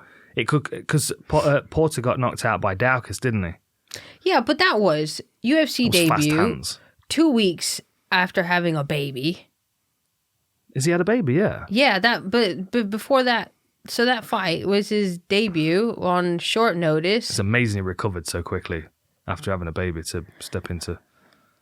Okay, well, they were pregnant together. Were they? Yeah. Who carried? No, but like for real, that like you ain't getting no sleep if you just had a baby, you know? Plus that is worrying. You're thinking more about like your wife and other things. It's not like you were like focused on training. Yeah, but that's assuming that he's being a good father. You never know. He might just be like, you deal with it. I'm going away. Baby's crying too much. I'm going away. Or maybe his baby just doesn't cry. Maybe he's got a nice, peaceful, calm, chill baby that sleeps 8 hours a night and he's getting a good rest. I've never heard that happen. Basically, what I'm saying is, I'm not saying that I'm not agreeing with the fact that he lost to Daukaus was because of the circumstances outside of the fight. It was because Daukaus had wicked fast hands. Yeah, no, for sure. But also, and I feel like Tafa's going to do the same thing to him. But if he doesn't, you'll be right. Okay, all right. So what's his loss? Chris Daukaus, right? He came in very short notice. Yep. What is it, like 2 weeks? Yep. Still carrying some baby weight. I'm sick of you today. And then, You're sick of me every day. And then his loss was against Jailton Almeida, who's just like running through everybody. He's just like the next champion. Yeah. Waiting to happen. Yeah, it's not a bad loss. But in his defense, Almeida was a light heavyweight taking the fight on short notice.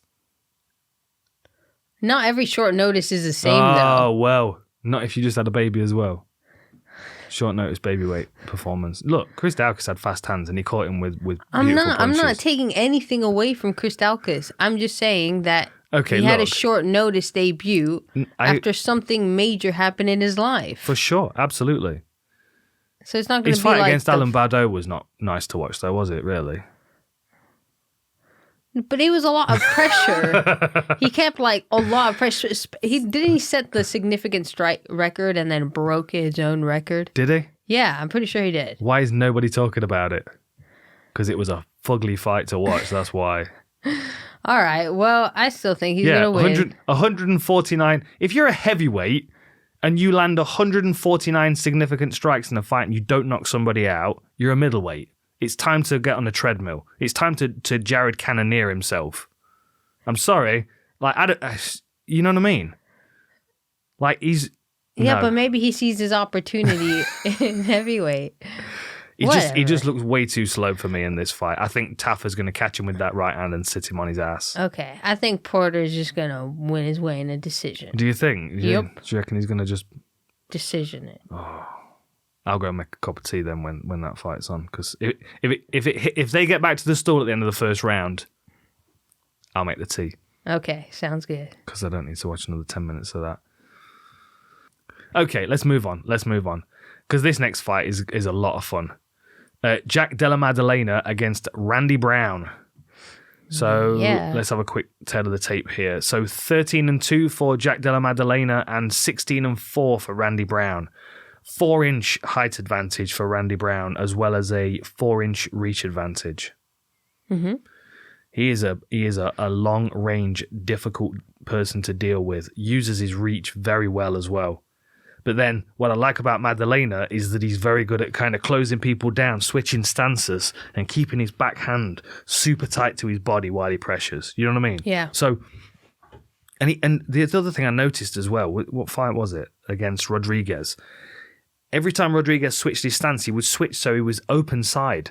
So he's got like power cross and power body kick on. Mm-hmm. I wonder why that was why he was keeping his guard so tight. Yeah. But he's going to have to do the same thing against Randy Brown, isn't he? Yeah. He has a lot of confidence in his tight defense. And what I like as well is that not all punches that he throws are like with power. Yeah. It's just like, oh, I'll sting you with a jab. Sting you with a jab. Or like a few combinations to look for that power shot. And he showed a great defense against that Russian fighter. Ameev.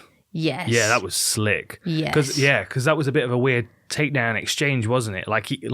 He'd gone for like one defense, the turnaround, and then Ameev took his back, didn't he? Caught his leg and took his back, and then Maddalena kind of he almost like he initiated a scramble. Was he on a Kimura? Yeah, I think he was trying to go for a Kimura or something. Yeah, that was a good scramble, that. And then that Darce escape where he was like, where's the hand? Where's the hand?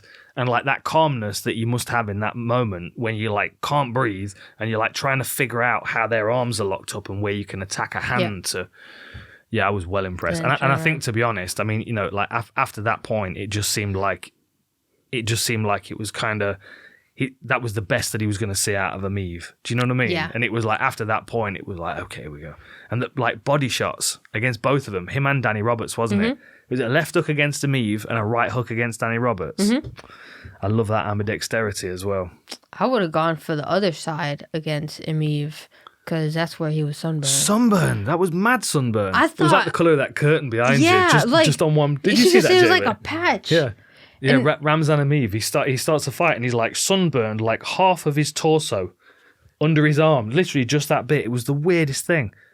And they were talking about it in commentary. How do you even get that? You've got to fall asleep. Is that like a bathing suit or something? You've got to like fall asleep under a I don't know. I literally thought, because I put it on and then you'd walk by and I was just like, did somebody just like body kick him half to death in the gym? Like, I don't know, people do crazy stuff. Yeah, you see so many videos of, especially if you go to like Thailand or something, people just kick you for free. But it was like there was like a clean straight line to it though. like from weird. Like down his spine and like around in a straight line. It was really odd.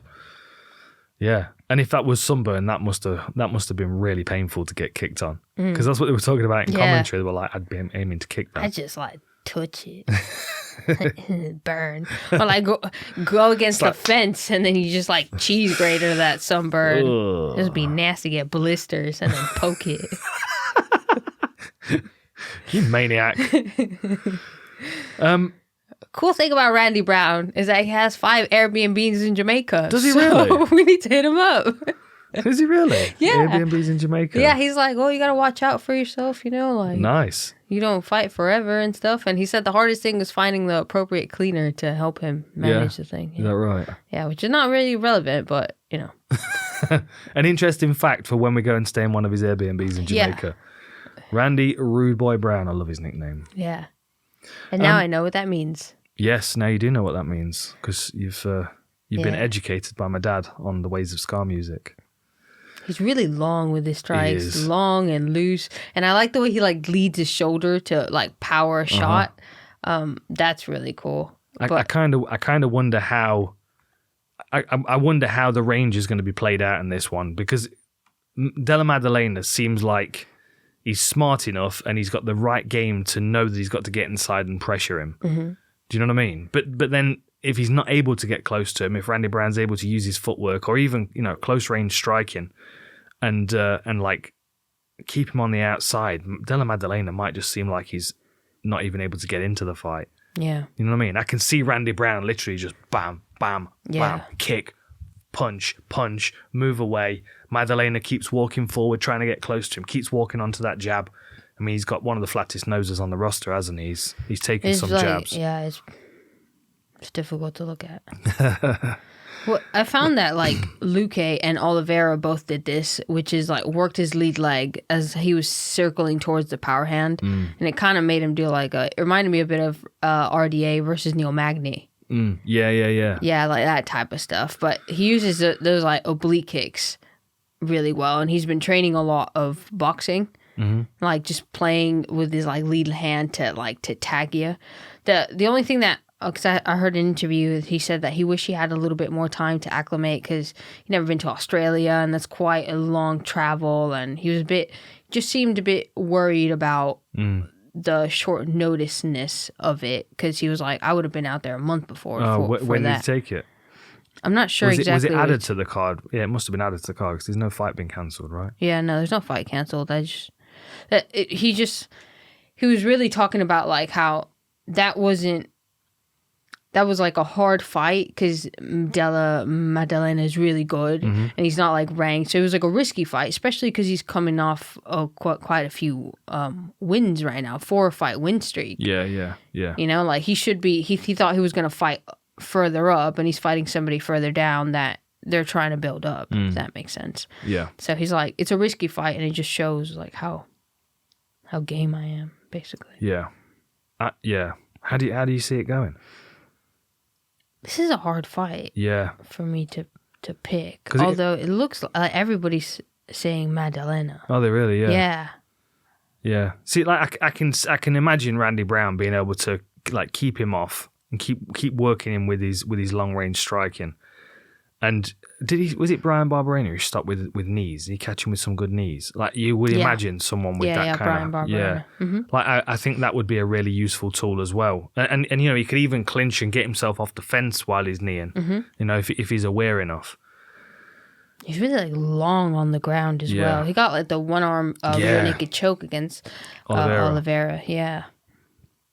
I'm kind of feeling like Randy Brown might upset the... Yeah. They are good wins. Oliveira's a good win. Trinaldo's a good win, even though he was coming up a weight class. But Chaos Williams, good. Jared. But Della Maddalena, like I think he's had good wins. Even Danny Roberts are good wins in my opinion. Yeah. And the way that he beat them was impressive as well. All 3 first round. I'm going with my original pick. I'm gonna stick with Randy Brown. Yeah. Yeah. But it is a tough one to Airbnb. It is a tough one to call. It is a tough one to call, that one. That should be another good scrap. There's a few really good ones on this card. I'm looking forward to Lookboonmee against Reed. Yes, that should be a real scrap. Culibao against Baghdasaryan is going to be good as well. Yeah, and I think this one as well. And this one, yeah. Which way you go?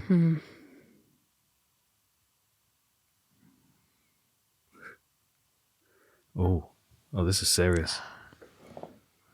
Because I don't like being wrong with these picks. I get really... Oh, no, just let go of that. All right. Like, I'm way past Kieran. Yeah, you're going to get like all the comments like, Dad already doesn't care. How do you feel? Look, the reality is, I'm not making this show for people to skim through and take the picks that we've made and bet on them. Like, if you're doing that and you lose money, then suck it. Like, this is a show for entertainment for people to listen to. And the thing is, we are chatting from a point of experience generally about what we're seeing. But we're laying out a few different scenarios. The pick's irrelevant, in my opinion, in this show. If you listen to this show, you should be listening for the conversation that we have to make your own pick. Same thing I always say with the war rooms. That's why I don't make a pick in the war rooms, because I want you to listen to it and go, okay, let me figure out what's going to happen. Which one of these scenarios sounds most likely? Yeah. You know what I mean? Because it's like, yeah, I mean, we're just having a bit of fun with these picks. I don't put too much into it, mainly because it's such a chaotic sport, and I don't really care who wins most of the time. You know what I mean? So I just enjoy watching. And I always tend to lean towards an underdog if someone's coming off a couple of losses. Yeah. Okay, I'm going to go for Magdalena. Oh, yeah. Okay. I do wish Randy had a bit more time like he was talking about, because going to Australia is not an easy task. Just the travel itself. The fact that he's talking about it is a bit of a concern. Yeah. Like, because that means it's playing on his mind. Yeah. I'm still going Randy Brown. But this is a difficult fight to pick, I think. As is the co-main event, if I'm honest. Well, in fact, both of these fights are incredibly difficult to pick. So, co-main event for the interim featherweight championship, Yair Rodrigues against Josh Emmett. The only reason it's good that there's an interim belt on the line is that we get 5 rounds. Otherwise, I wish they'd just do 5-round fights sometimes. If people are like within the top 3 or top 5, do you know what I mean? Like both of these guys are in the top 5, aren't they? Yeah, like co-main event and pay-per-views, or would you have it? I just think title eliminators. Like in boxing, they build you up. Like you start 4 rounds as a pro, then you do 6 and 8, and you work your way up into the rounds. And I don't think there's anything wrong with like going, okay, well, it's time for you to prove yourself over 5 rounds before you get an opportunity to fight for the belt. It's like you can't miss weight in one fight and then fight for the belt next time around, because you've got to step on the scales on weight. Unless you're Joel Romero. Well, but people get special rules if they're marketable. Do you know what I mean? But it's like that. That's just my thought on it. And so I don't think it needs to be an interim belt for it to be 5 rounds. I'm happy that it's 5 rounds, but I'm not a fan of interim belts. Yeah, me neither. It was a bit weird, especially because it's not like Volkanovski isn't active. He's literally right there. He's literally right there. And if you asked him to make weight and defend that belt as well, he probably would. Yeah, because he's a maniac. He's been like defending a lot. He's been pretty active. Defended his title 3 times. What is it? No, sorry, twice last year. He's determined to hold both of these divisions down. Yeah, he is. And I don't think the winner of this fight is. No. I don't think they're close to his level. They can beat him now. No, I don't either. So Yair Rodrigues, and I've got a feeling his record's going to be wrong here, isn't it? It's 14-3 on Tapology, 15-3 on UFC stats, 18-2 for Josh Emmett. What's that? 5-inch reach advantage, 5-inch height advantage, and a 1-inch reach advantage for Yair Rodrigues. Well, I've done a war room on this. Mm-hmm. It's quite an interesting fight in a few different ways. One, because Josh Emmett is supremely tough and conditioned, but quite fragile in some ways. Yeah. Like he gets damaged easy, he gets injured easy. Do you know what I mean? And then on the other side, Rodrigues is very emotional, which puts him in harm's reach, and then he gets damaged easy. Yeah, it makes you know what sense. I mean? He gets hit and swollen up because he's standing his ground and he's determined that he's going to prove to you that you're not going to push him around. He's kind of how he fights. Yeah. And I feel like against Josh Emmett, that might be risky with that right hand that Emmett's got, because it's a force to be reckoned with at 145. Not many people are going to punch like Josh Emmett punches. Not many people throw the punch with that intention either. No. Like he throws it like I'm going to home run this. Yeah. And he does. Yeah. He knows he can. But just because he's like strong, and if you hit anybody in the chin with that much intent and being grounded, you're going to knock him out. Yeah. And he's quick, and Rodrigues is there to be hit. Like the things I like about Rodrigues' game, like, so against Max Holloway, he opened up really fast with low kicks and head kicks. Mm-hmm. And because he's able to switch quite quickly between them, it's difficult to know what's coming. I think utilizing the speed of his kicks would be smart, but not standing there and just going whack, whack, whack like he was against Max Holloway. Like hit and then move. Yeah. And then jab and then move and then hit and then move. And make Josh Emmett work for it a little bit. Because if he stands there upright like he does, that right hand's going to come over the top, and if he's kicking at the same time, even if it doesn't knock him down, it will knock him over. Mm-hmm. And there's only so many times you do that before someone thinks that's a 10-8 round. You know what I mean? Yeah, it's like, for sure. Like Josh Emmett's fast with that right hand, and if he hits Rodrigues on the target as he's kicking, it will just knock him off his feet. And I think if Rodrigues is able to kind of hold back a little bit, maintain his composure. I think he's got the skills to do it. And I think, with his knees and with his elbows up the centre line, Emmett's wide open for that stuff.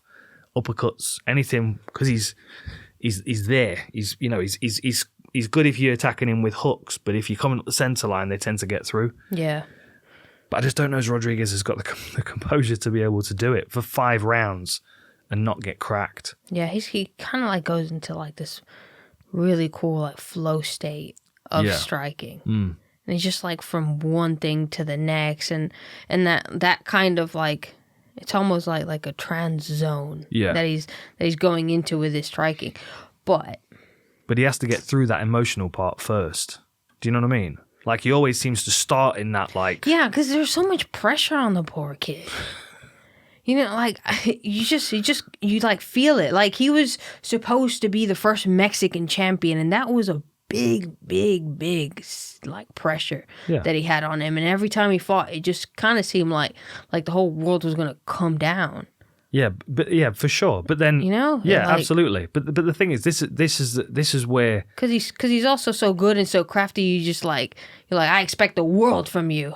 Show me the world now. Yeah, for sure. But I would also counter by saying that the people that get into these opportunities to fight for world titles, a part of the reason that makes them great is how they deal with pressure, and I don't feel like he deals with pressure well.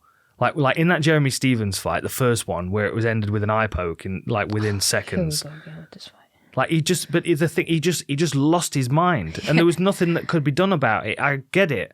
I would be incredibly frustrated, but the way he acted shows that he doesn't have that self-control that I feel like he would need to be a world champion. Yeah, but he was in Mexico City and like, yeah. You didn't know. Maybe like some people were going to try like club him in the back. Or no, like you didn't give me the fight that I paid to see. You know how much these tickets cost? And like, I didn't eat for a month for this. Yeah, no. The exchange rate in South America, if you want to get a ticket, let me tell you, you ain't going to eat. Look, I understand. Noodles. I understand the pressure that he was under. But it didn't stop in the arena. Like, it carried on at the hotel and the next morning, and they had to have security keeping them apart. Like, Jeremy Stephens came up to me, he was like, dude, look at my eye. And it was like a purple butthole. It was fucking ugly. It was really bad. And it was like, anybody that said he was faking, like you don't know Jeremy Stephens. No, I don't think he was. Like, you could gouge his eye out with a spoon and he would still fight you if his life depended on it. He's an animal. Yeah, for real. So, like, the performance that Rodrigues gave, just for me, it showed like a lack of maturity. And in some of the fights where he's looked like he's going to be a world champion, sometimes where it slipped away from him is because he's, like, don't get me wrong, I'm a big fan of him. Like, his Max Holloway fight was a lot of fun to watch. But if he'd have just been a little bit more calculated and a little bit less emotional, like, how many times do I quote Enter the Dragon to you? Right? We need emotional content, not aggression. Like, aggression can be useful, but aggression, in my opinion, in a fight should be part performance. Right? Like, internally, I'm a calm C, is how I want to be. And now I'm not saying I am, because in a fight, I'm like giddy and excited and want to go. But that's the state I'm aiming for, because that's the state where I'm going to be at my most functional and most efficient. Mm-hmm. And because he's not a very efficient fighter anyway, he needs to understand how to control that, just like Jose Aldo did. Like, you're not telling me there was pressure on Jose Aldo's shoulders. Like, everyone expected the world of him. Yeah, right? And he came in and he did the work that he needed to for 4 or 5 rounds, and he won those championship belts, and you can't deny that he's the best featherweight that's ever lived, in my opinion. You can disagree with me, but I'll tell you you're wrong. but you're wrong. But you're wrong. But the point of difference is that level of composure, it's the missing piece for Rodrigues. It's the bit that he's missing is that ability to go, you know what? This is not about me carrying the weight of the Mexican people on my shoulders. This is about me being the best martial artist I can be. Because I feel like his career up until the UFC was about that. And then when he got to the UFC, it became about being the Mexican champion. Yeah. And the publicity from, obviously, because I understand it, from UFC Espanol is massive. Yeah. It's massive. He's talented. He speaks well. He's a good-looking dude. I mean, he is the full package. Yeah. But he has to realize himself as the full package, and I don't feel right now he is. And I feel like that's what's restricting him. I mean, he was talking as well about moving up to lightweight eventually. And I don't necessarily... In that embedded video, he looked a bit... Because we saw him at PFL, because one of his... Like, I think his like teammate was a backup for one of the fights. And he looked like thick boy. I'm just like, ooh. Because it was like the embedded one where he like his cheeks were a little bit like what do you call those little squirrel things? Yeah, well his cheeks were like a bit and then you saw like into the fight where he's like super skinny throwing a bunch of spinning stuff and you're like, well, it's not his body type right now, is it? I mean, you know, tail of the tape, he's 5'11". You know, he's 5 inches taller than his opponent, Josh Emmett, who's not undersized at 5'6" for featherweight, really. No, like we've seen, really... I mean, like when you're looking for a taller featherweight than Rodrigues, you're looking at Zabit. Yeah, and I think the same thing goes for him. His energy expenditure wasn't transferable to 5 rounds. No, which is probably one of the reasons why we never saw him fight over 5 rounds, and the reason why when he fought Calvin Kattar, he demanded it be a 3-round fight instead of 5. Yeah. Because you don't want to fight Calvin Kattar for 25 minutes. You want to fight him for 15 minutes or less. And Rodrigues, I mean, you know, like the thing is, we saw the elbow against Korean Zombie. Like we know he's got the special abilities to pull it together at any point in the fight. But against Frankie Edgar, he took too much unnecessary damage because he was fighting someone that he was trying to prove something against, other than being a better mixed martial artist. And I think if he just focused on that, he would be a world champion. I also think he would probably need to move up to lightweight to really see his full potential, because I do think a part of the reason why he struggles with his energy is because he's underfed. Quite a pretty underfed. Yeah. That's what Paul Reed at Vortex would say. He's underfueled. Yeah. You know? And Josh Emmett is a beast, and he is most likely going to get one opportunity to fight for the belt. And most likely, if he gets his hands on the interim belt, he's not going to get his hands on the real belt. So this is everything to him. Right? What is he, 36? 37. Right. Rodrigues is like, well, you know, I'm 29. I'm not a Max Holloway 29. I'm a Yair Rodrigues 29. So I've got a whole career at lightweight still. Yeah. You know? Now here's the part. Oh, there's a part. Yes, that I see in favor of Rodrigues. So I think Josh Emmett is going to try and counter all those kicks with body shots. Okay. Right? He's going to try to block, body shot until he finds that powerful right. He just wings it into, like, you know, to finishing the fight or whatever. And he comes from Team Alpha Male, so they all have that same like scramble. Like, I go for this and I go for that, and you know, like I go for a takedown, and then I'm scrambling, and then I'm punching, and then I'm like doing this. You know, like it's a very Uriah Faber kind of game. Yeah, like Andre Fili, like you see all of them doing that. But now here is where I see the difference. So if you look at Josh Emmett when he fought Calvin Kattar. He tends to try and copy if you do something cool. Calvin Kattar did like cool elbow. Josh Emmett had to do a cool elbow less than 3 seconds after every single time. You know who does really cool elbows? Yair Rodrigues. You know what he does with them? He knocks you out. Yeah, but what if Yair Rodrigues doesn't knock him out with the elbow and Josh Emmett mimics him and knocks him out with his elbow? He's not now, because like his elbow follows is just like Calvin Kattar was like, oh cool, you hit him, that was nice, spin elbow or like up elbow or stuff, and then you saw him do it and you were like, no, this guy's practiced it. He didn't do it because you were reminded of the fact that elbows exist by the fact that he did it. You know what I'm saying? Yeah, I know what you're saying. I think this fight is. I think this fight jumping knee win for Yair. Yeah, potentially. I think the game plan for Emmett. Yes. I'm spacing his name for a minute. I think the game plan for Emmett is quite straightforward. I think all he needs to do is focus on staying safe, staying tucked up, and timing that right hand on Rodrigues' chin. And if Rodrigues is being too aggressive, it's going to be much easier to do. Yeah. And I don't think it's going to take too many shots for Josh Emmett to really hurt Rodrigues. And I don't think Rodrigues is going to fight Emmett with that same kind of respect. I think he's going to look at this fight and go, spinning elbow, bam, flying knee, bam, done. I'm going to get it. Yeah. Belt around my waist, call out the champ. Yeah. And I think that Josh Emmett could just be, he could take that knee and he could take the elbow and he could be cut and he could still be walking forward. Yeah, like he was versus Cater. But he has like a solid right hand. But with Ricardo Lamas, that he got a knockout, right? That was with his left hand. More like he went with the right and then Ricardo came and caught him with the left, which shows that he has power in both his hands because he's so grounded. For sure. But it's not like he's getting loads of knockouts. No, he's got 6 on his record, I think. He hasn't got loads of knockouts, but his knockouts have come in the UFC. Yeah. Do you know what I mean? Look at his record.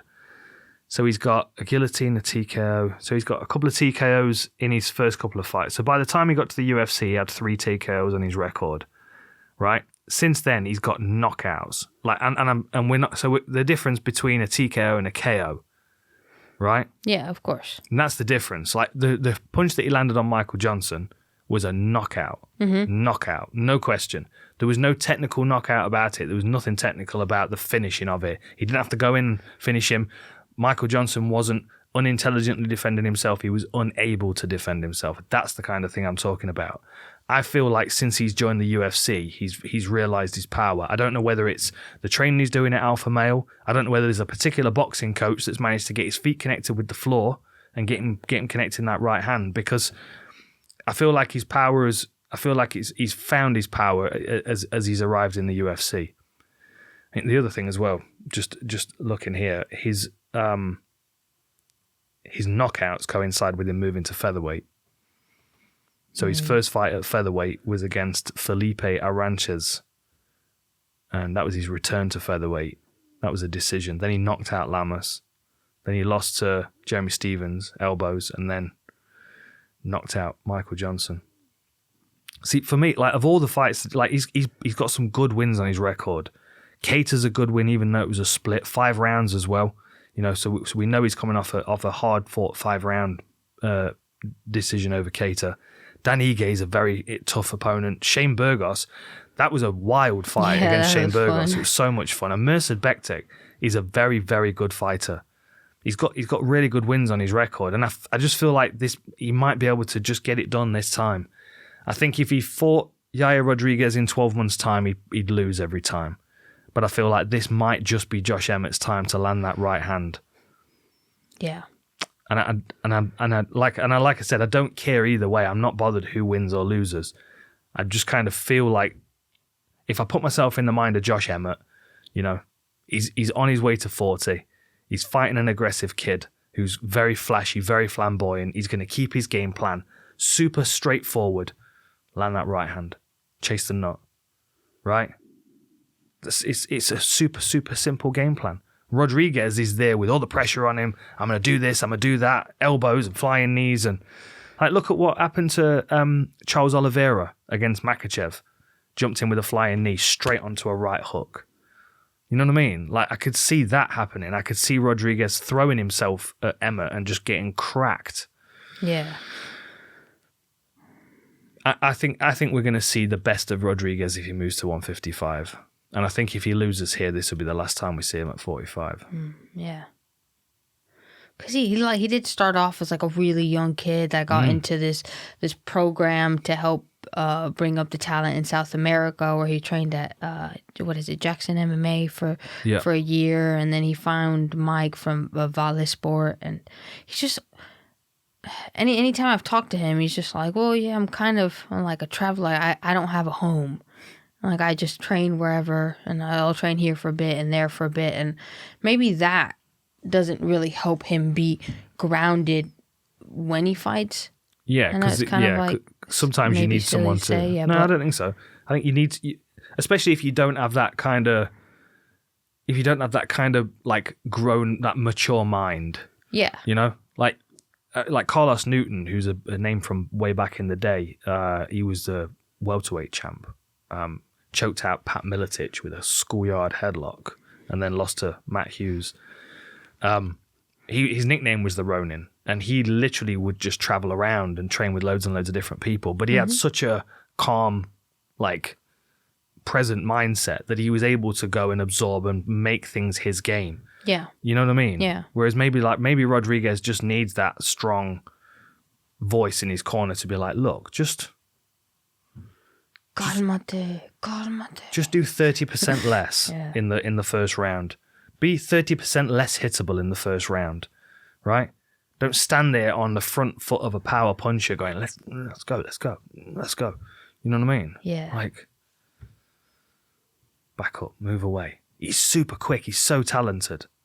But when you stand yourself right in the pocket there, you give. You don't think maybe that's also a thing? Like, he's just so much better. Yeah, for sure. That he's just like, you shouldn't even hit me because I'm so much better than you. Absolutely. But I also think that would work against him. And I think if he feels like that about Josh Emmett, which I'm most likely he will, if he feels like that about Josh Emmett, then he's going to be even more hittable. Like, if he looks at Josh Emmett and he's like, right, if I get hit with this guy's right hand, it's going to hurt and it could potentially take the interim belt away from me. Then he might be on his toes and he might be moving laterally. And if he starts to move, then he opens up opportunities for his kicks a lot more. Mm-hmm. Like, especially front kicks and side kicks, back kicks, long range stuff. You can use that against Josh Emmett and Emmett will be vulnerable for it. Front kick straight up the centre line into his mouth. But if he stands his ground like he did against Max Holloway and he's like, let's go. He's there for that right hand. And it's just a roll of the dice at that point. And I don't think it needs to be. That's why it's sometimes frustrating for me to watch him. Because I can see where his potential is and he's not fighting to it right now. And which is scary considering how well he's doing. Yeah. Right? Yeah. But that's the thing, is it like he has the potential to be super duper. He really does. He has that potential, but the one thing that's holding him back is his willingness to tough it out. It's like he has to live up to that Mexican boxing heritage. Yeah, but that's like is quite annoying. As like, for example, I'm Hispanic, obviously. The first question I get asked in every interview is, so what is it like being a Hispanic woman fighting? So I'm like, what do you expect me to say? Because I'm Hispanic, I have a lot of like... What is it like? Like that's the response that they want. And that's kind of what they want to see from you. And it's... And in the embedded, it actually shows like, oh, like Mexican and I'm a Mexican. You see, like, you have...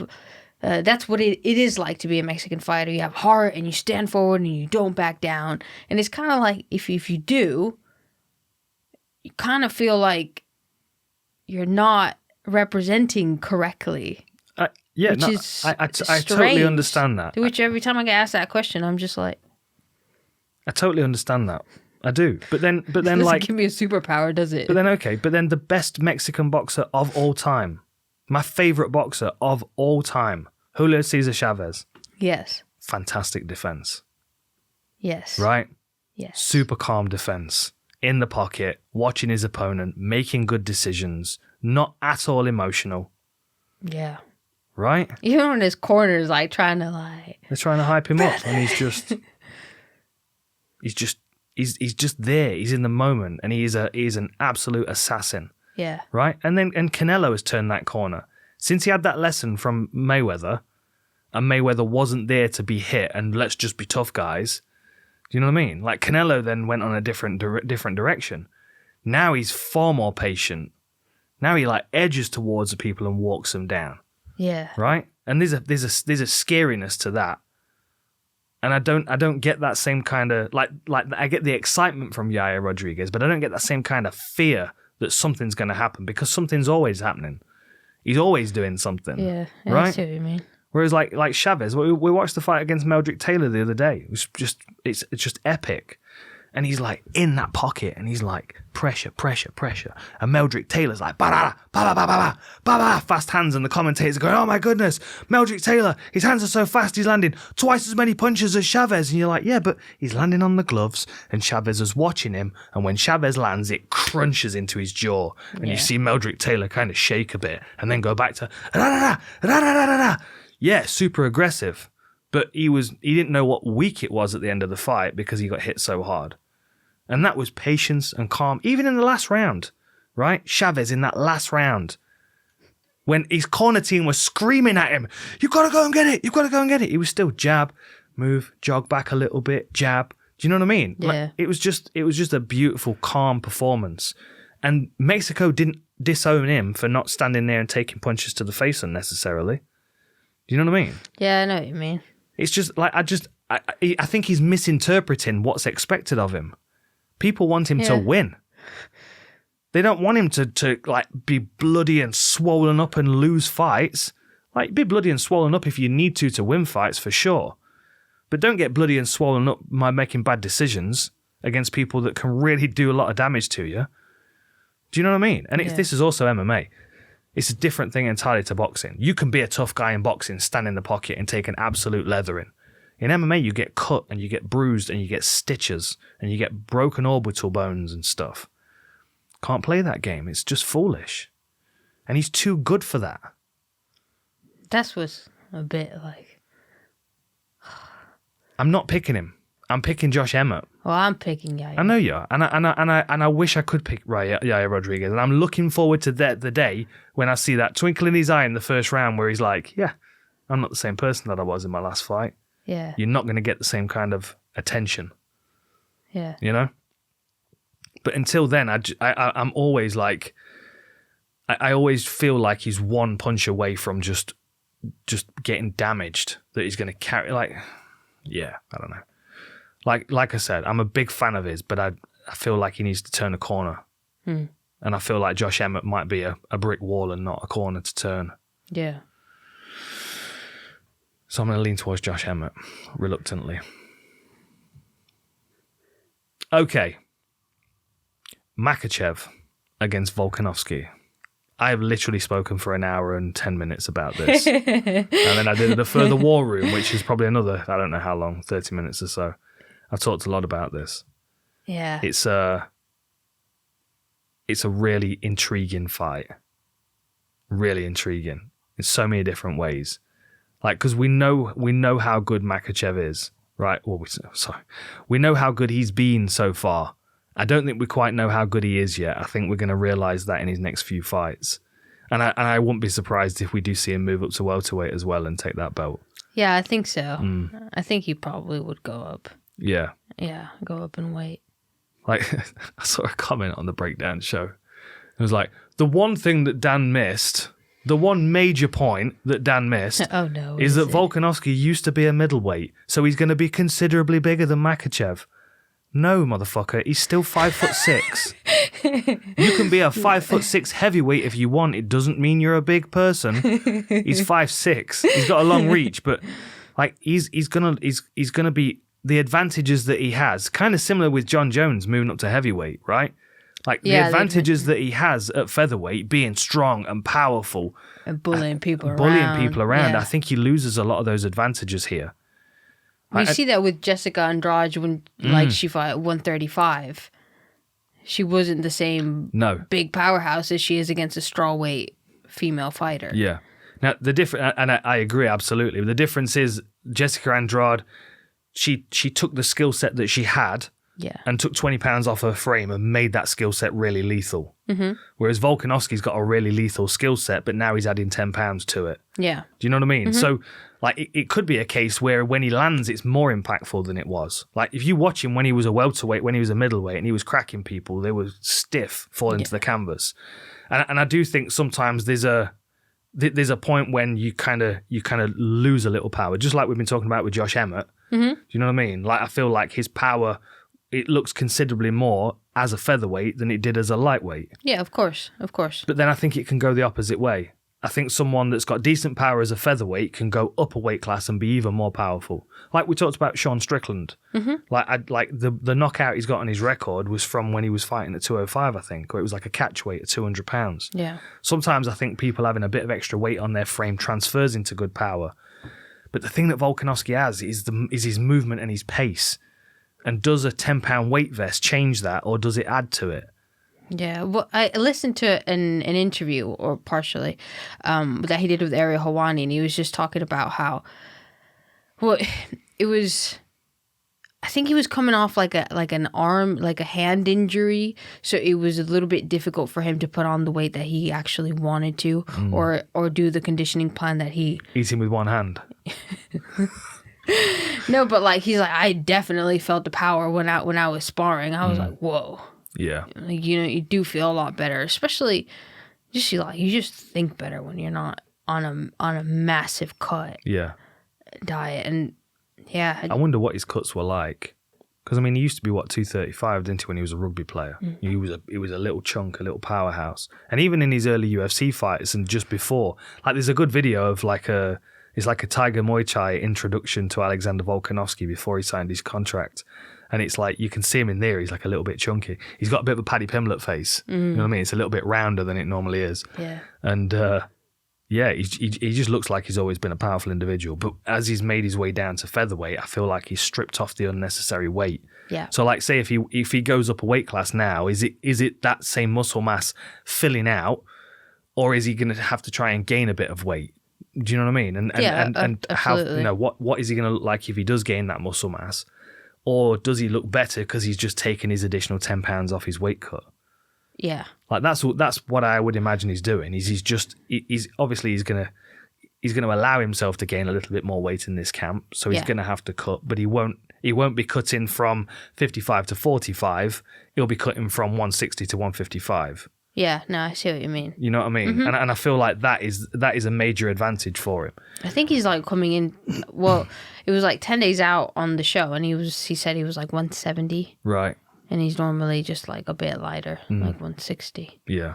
So yeah, so he has like gained that body, and that's always something that you have to ask yourself when you see somebody going up or down in weight classes. Did they do it the smart way? Are they still going to be like the same type of fighter? Like Yair's an example that his small size and like being 145 and being so tall helps him be like really loose and kick and, you know, kind of like have this like flying type of movement. Yeah. It's hard to do that if you're heavy. Yeah. If you're Alonzo Menifield chunky. Yeah. Like you're not going to have that same type of movement. Yeah. But Alex is just like, he's like a really smart guy. Yeah. And you could tell that he used, or this is just my opinion, that the mindset that he has of rugby has been implemented into the fight game. Yeah. Yeah. He's like, we're playing for 60 minutes, mate. Yeah. And it's kind of like in between rounds. Yeah. Between rounds, he's just like, oh my God, 60 seconds is so long. Are we ready to go? Can we go? Let's go. Come on. Yeah. And that is just, that's a solution for you between rounds. I'll bring pads into the cage. So in between rounds, when you're still fidgety, and I'll just pad you a little bit for the minute, and then you can start the next round. There we go. That's the solution. Imagine that. Imagine someone just hitting pads in the corners. I've never seen that ever. Wicked, wasn't it? Yeah. I did did you see that kickboxing match where Adesanya at the end of the round, he just walked kind of halfway back to his corner and stood? Yeah. Yeah. Reminded me a bit of like Chris Eubank posture. Exactly. Yeah. I love that, standing in the corner with his gloves stacked. Yeah. Yeah. My old Thai boxing coach Owen, he used to walk himself out to the ring with his bucket on his own. And he was just like people's face when you step into the ring with no corner team. He'd like get in there, give himself some water and a drink and put his bucket down, and then the fight would start and then his corner team would come out. Oh, sweet. Yeah. Yeah, I just see like Volkanovski applying that like rugby mentality into the fight, where he sees it as an overall game and how he can utilize movement and like distorting what you're going to do. It's like, my movement is to not let you start going. And once you get frustrated because you can't start going, then I add in a shot and I add in a shot and I move and I add in a shot and I move and I incorporate different things. Like he did against Aldo. Exactly. Like that pace he used against Aldo kind of shut him down a little bit, and Aldo didn't know when to go. Yeah. And then when he was going, he was getting countered with overhands. Like I've got my notes here from the breakdown show. So quick tail of the tape on this one. So we've got 23-1 for the champ, the lightweight champ, 4 knockouts and 11 submissions for Makhachev, 3 rear naked chokes, 3 arm bars, 2 arm triangles, Kimura triangle and inverted triangle. 25-1 for Volkanovski, 12 knockouts and 3 submissions, all submissions before the UFC. But I mentioned this in the breakdown show, I mentioned it in the war room, and I've mentioned it to you. I'm keeping my eye on a guillotine. Because I feel like he's going to be taken down, and he's going to probably be taken down against the fence, and he's going to have to be scrambling to get back to his feet. And Makhachev does tend to leave his head out. And I did see a comment about sometimes they'll accept the potential guillotine attempt to finish the takedown, but there's a point when that runs out and you get caught in a guillotine that you can't get out of. Yeah. And if like Volkanovski might have a clamp like a pit bull's bite.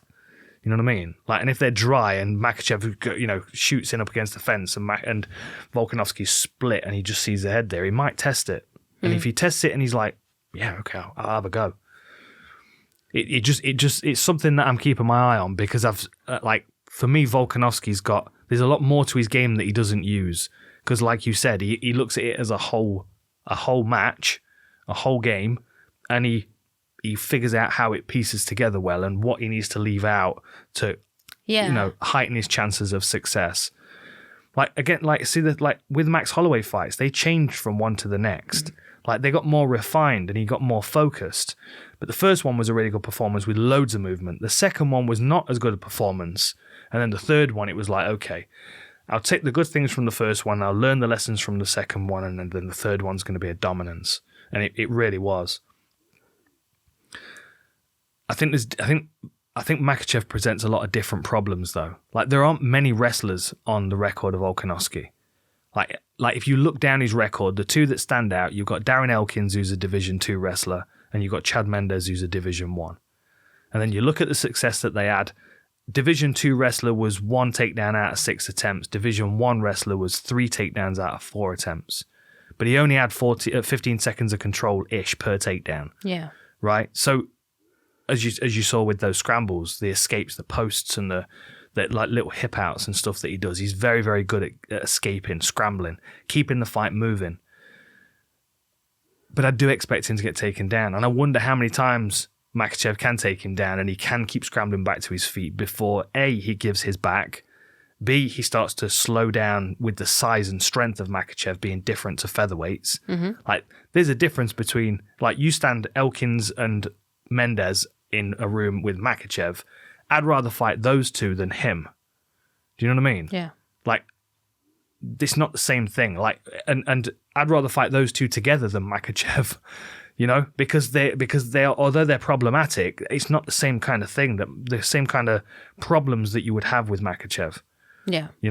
And I feel like his striking's improving so quickly as well that he's going to be confident to keep hammering that left kick into the body of Volkanovski. And that was something that Elkins did as well. Like we talked about it, didn't we? Like Elkins was throwing right hand to left kick. And although it wasn't landing hard or very cleanly, it was still over and over again interrupting his movement as he was moving away from the power side of Elkins. Now, he might not be moving into the power side of Makhachev, but if Makhachev's cutting off this side and he doesn't have an opportunity to, it's either move away or stay there and give a takedown opportunity. I feel like this is a very, very tough fight. A very tough fight for Volkanovski. And I don't know as his pace will be enough to fluster Makhachev either. Yeah, because Makhachev's really just composed and calm, and where somebody will be like, oh, I'll just hit you, or I'll do this. Like, he'll just kind of like walk you down because he knows he has the wrestling. Yeah. And the takedowns he does are just right. You saw in the breakdown show the one he used against Nick Lentz, and I was talking about the height difference. Yeah. Because like Nick Lentz is what 5'7", 5'8", and he was barely able to keep his foot on the floor during that. Like it was like a slow motion. I felt bad for him. It was like, oh, if I was just a bit taller, he's like his toes are just scraping the canvas. Yeah. Like, oh. It was I mean, just the variety that you get from his takedowns. And the one he got on Oliveira where he's timing the knee, like the hand fight, hits him with the knee, Oliveira knees back, and then he just Harai Goshes him with the overhook. It's just those type of things that you just get from people who've been training that for so many years. Like, you can learn a lot of takedowns and you can do this, but like, for example, if you go against a judoka or something, it's just... Yeah. They're just toying with you because they just keep switching like the balance, and they know where you're stepping, and it becomes like an instinct. It doesn't become like if you're not from that all the way up, you just think this move to this move, and you have like a system, but it becomes second nature to them, to where they just kind of feel it, and they don't even think about what they're doing. Yeah. And you can see that with Makhachev. Yeah. It's a scary level of wrestling. Scary. And I've heard a lot of things, of people that have trained with Makhachev, that have trained with Khabib, and they talk about that the level of their wrestling is something that they couldn't have anticipated. Yeah. Yeah. Volkanovski's talking a lot about legacy in this fight, which I feel is interesting.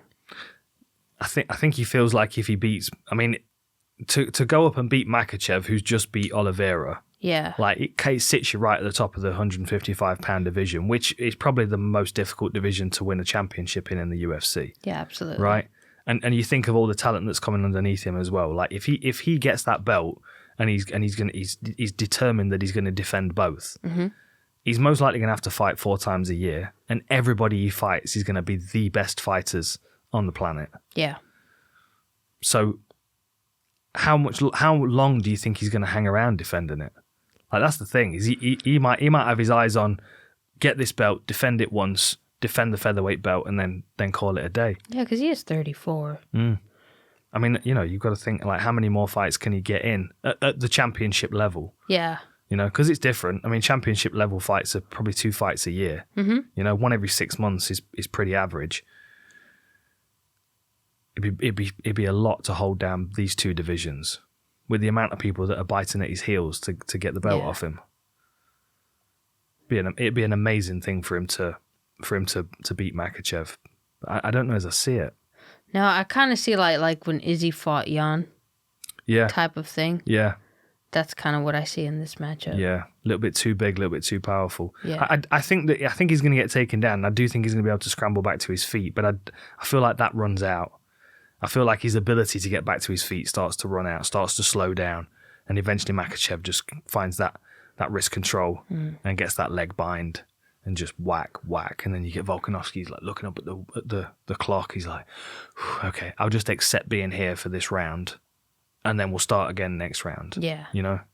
But I see Volkanovski a little bit like, remember The Incredibles when the bad guy with the cape was holding Jack, the baby, and he was like transforming into like 7 different demon things, like a weight, and then that little thing that like went around and pulled his hair. That's what Volkanovski reminds me of, Jack from The Incredibles. He's just like trying to hold it. He's like, what's going on? It's a shame he's got a nickname, really. That'd be a good one for him. Yeah. So what do you think? I think Makhachev. How? I think he subs him. Yeah. Yeah, I'm kind of feeling maybe that like as third well. round. Yeah. Yeah. Rear naked choke. Yeah, I'd like Volkanovski to do it. Yeah. I think I just really like the way he fights. I really like his mentality. I like you watch a Volkanovski video and you're just like, yeah, let's train. I can do this. Yeah. He just gives you energy from just watching him. Like, he could be a motivational speaker and he would get everybody going. Yeah. Yeah, but then that's interesting because I feel the same. I watch Volkanovski and I'm like, yeah, let's go train, let's go and do that. And then I watch Makhachev, I'm like, I'll leave that to somebody else, I think. Yeah. Right? Like, ugh. That looks nightmarish. Yeah. Yeah. I do agree. Yeah, I think Makhachev. I think he's going to be physically stronger and bigger. And I feel like his left kick is going to be a key to slowing Volkanovski down. And then inside trips and reaps and throws and whatever else. It's going to be Volkanovski working to stay out of that range rather than Makhachev working to keep him in it. Yeah.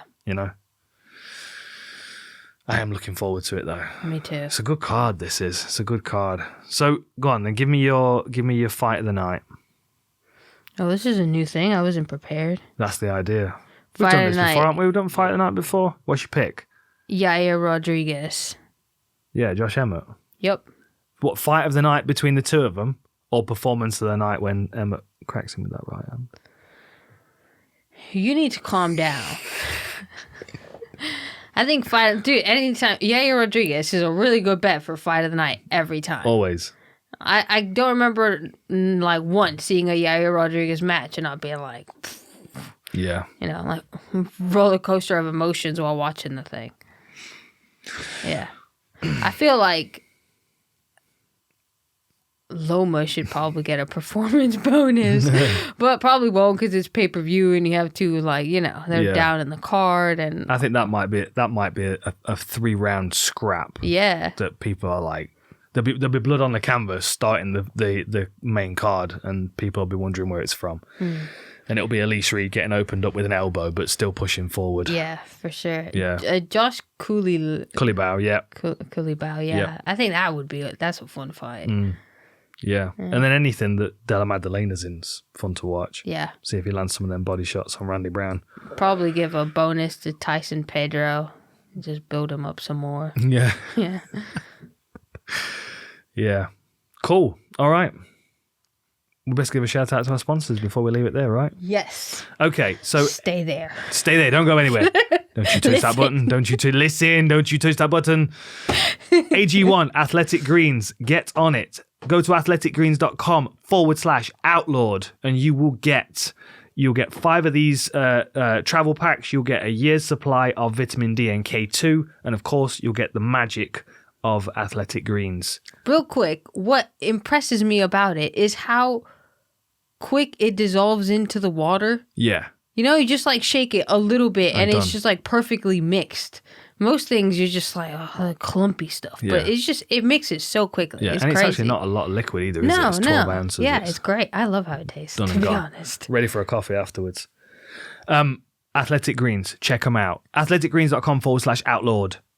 And all citizens, trust me, you need a paradise pocket in your life. If stickage is a problem, which I know it is, you don't want to talk about it. I don't want to talk about it too. I don't want to think about your stickage. But we all know it exists. Get yourself a pair of pants with a paradise pocket. And if they've got skull and crossbones on, even better. And honestly, if you wear a cup, it's a game changer. It is a game changer. This should have been designed a long time ago. So those underwear that you're wearing, that you've been wearing since you graduated high school, throw them out. Go to All Citizens and use the code FULLREPTILE10 and you'll get yourself 10% off your order. You won't regret it. The t-shirts are incredibly comfortable. The shirts are stylish and cool to wear and flexible. I wish they did female stuff. This is really soft. You can't borrow them, no.